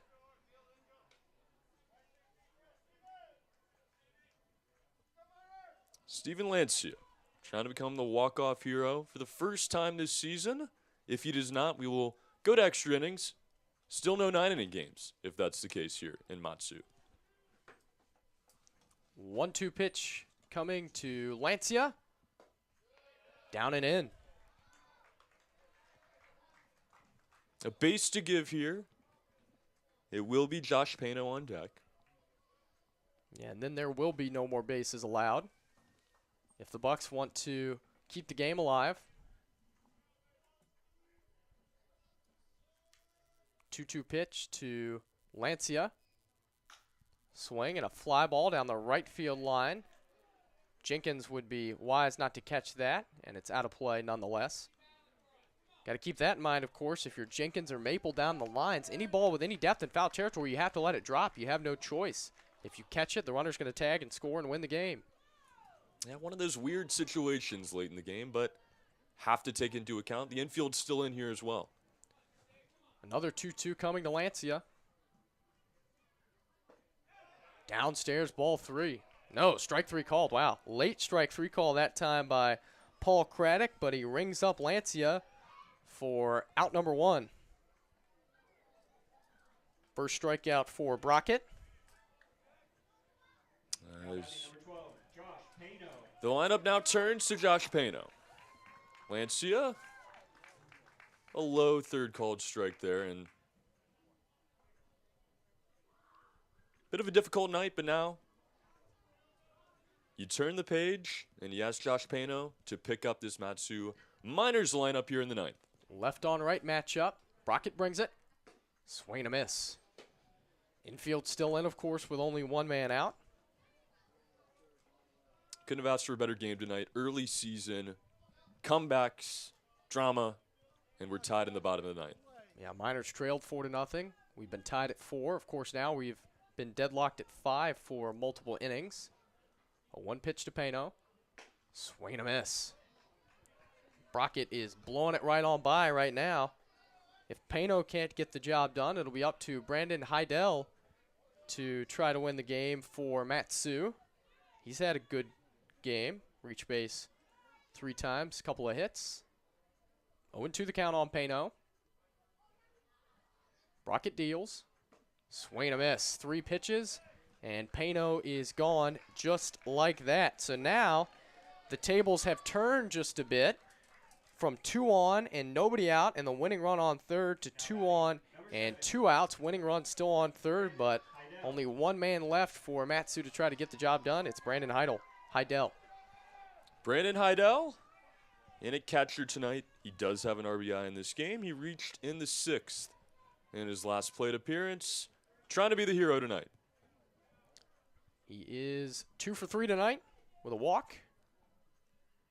First pitch to Heidel. Caught the outside corner for strike 1. That's a pretty pitch from Brockett that painted a corner.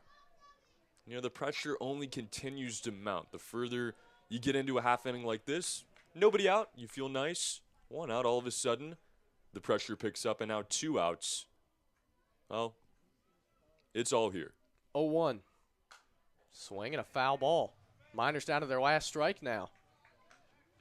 This would be an unfortunate turn of events for the home team if they weren't able to end the game right here. Sorelli led off the inning with a walk. Rose laid down a bunt. Pitcher Brockett tried to gun down Sorelli at third. He couldn't. Back-to-back strikeouts, though. And now an 0-2 count on Heidel. Pitch. Swing and a ground ball to short. Got to make the play. Grechik over. He throws in time. Wow, these fans thought this game was over, and it is not. Grebeck threw and got him by a half step, says Connor Lindsay. We're going to play extra innings in Matsu, off to the 10th in a wild 5-5 game.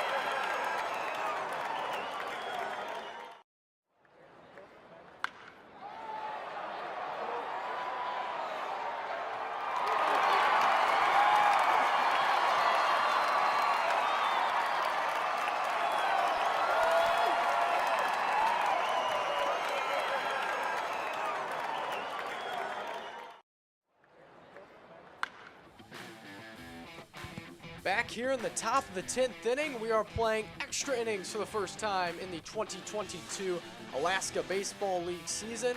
A wild game thus far. We've had 2 ties in it. And here to take you through the first couple of extra innings, maybe more, here's Trey Yannity. Free baseball now, Howie. On YouTube, this is Matsu Miners Baseball. This is Extra Innings.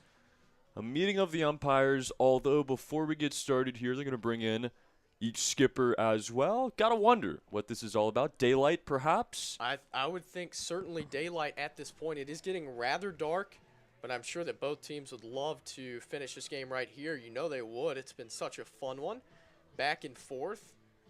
And why stop now unless Mother Nature is not going to cooperate? This truly a rivalry tonight. The Matsu Miners and the Anchorage Bucs. And Trey, we get a first look at the extra inning rules, which now mirror that of Major League Baseball. We'll have a runner placed on second base. That'll be the man who made the last out of the last inning, which is Sean Maple, who struck out looking. So, of course, the extra inning quirk that has been added across most leagues at this point. Well, that's going to do it here, Howie. Wow, players being brought off the field. This is the second time in as many days we have had to make this somber announcement that before the game is officially concluded, it will be ended. A daylight stoppage here is what we're going to call it, as things have gotten a little too cloudy, a little too dark. This is a 5-5 game. It has been a thriller. They want the icing on the cake, but hey, they want it to taste good. We're going to wait on it. We will get you updates on when this game will be resumed. I'm assuming at some point in the next week or so. Yeah, I think we have an away game against the Bucs this Friday, if I'm not mistaken. And we do. Of course, It probably would not be resumed then. That'd be a bit odd. Probably the next time that the Bucs come to Herman Brothers Field. But Trey, really a sad conclusion to the contest tonight. Of course, there is no winner. The game is suspended, and it will be resumed at a later date. But how about this? We've been in Alaska. We've called 2 baseball games now. The first one called in the 6th inning due to rain, and now a sun suspension here at 10:31 after 3 hours and 29 minutes of frenetic baseball that is going to be suspended here in the top of the 10th in a 5-5 tie. We hit the pause button again here tonight. It is very unfortunate, Howie, but we thank everybody who has joined us for tonight's telecast. Again, unfortunate we can't give you a final score on air. Last night we did give you one, but it was cut short, just 6 innings there. This one going further than the allotted time of 9 innings, and it will take longer to play this game. The field getting broken down now, Howie, as we kind of break down this game. One that's not over yet. Who would you say is your most valuable player to this point? I think so far in this game there has been a lot of heroes, Trey, and of course the game is yet to be decided. But I've just loved what I've seen from Nick Sorelli. Had 5 at-bats tonight, reached base in his last 4, slammed a double off the right field wall in the 4th, and he's walked 3 times in a row. I don't think he's swung at anything off the plate. And I think that it is a sign that Nick Sorelli is about to explode here in 2022.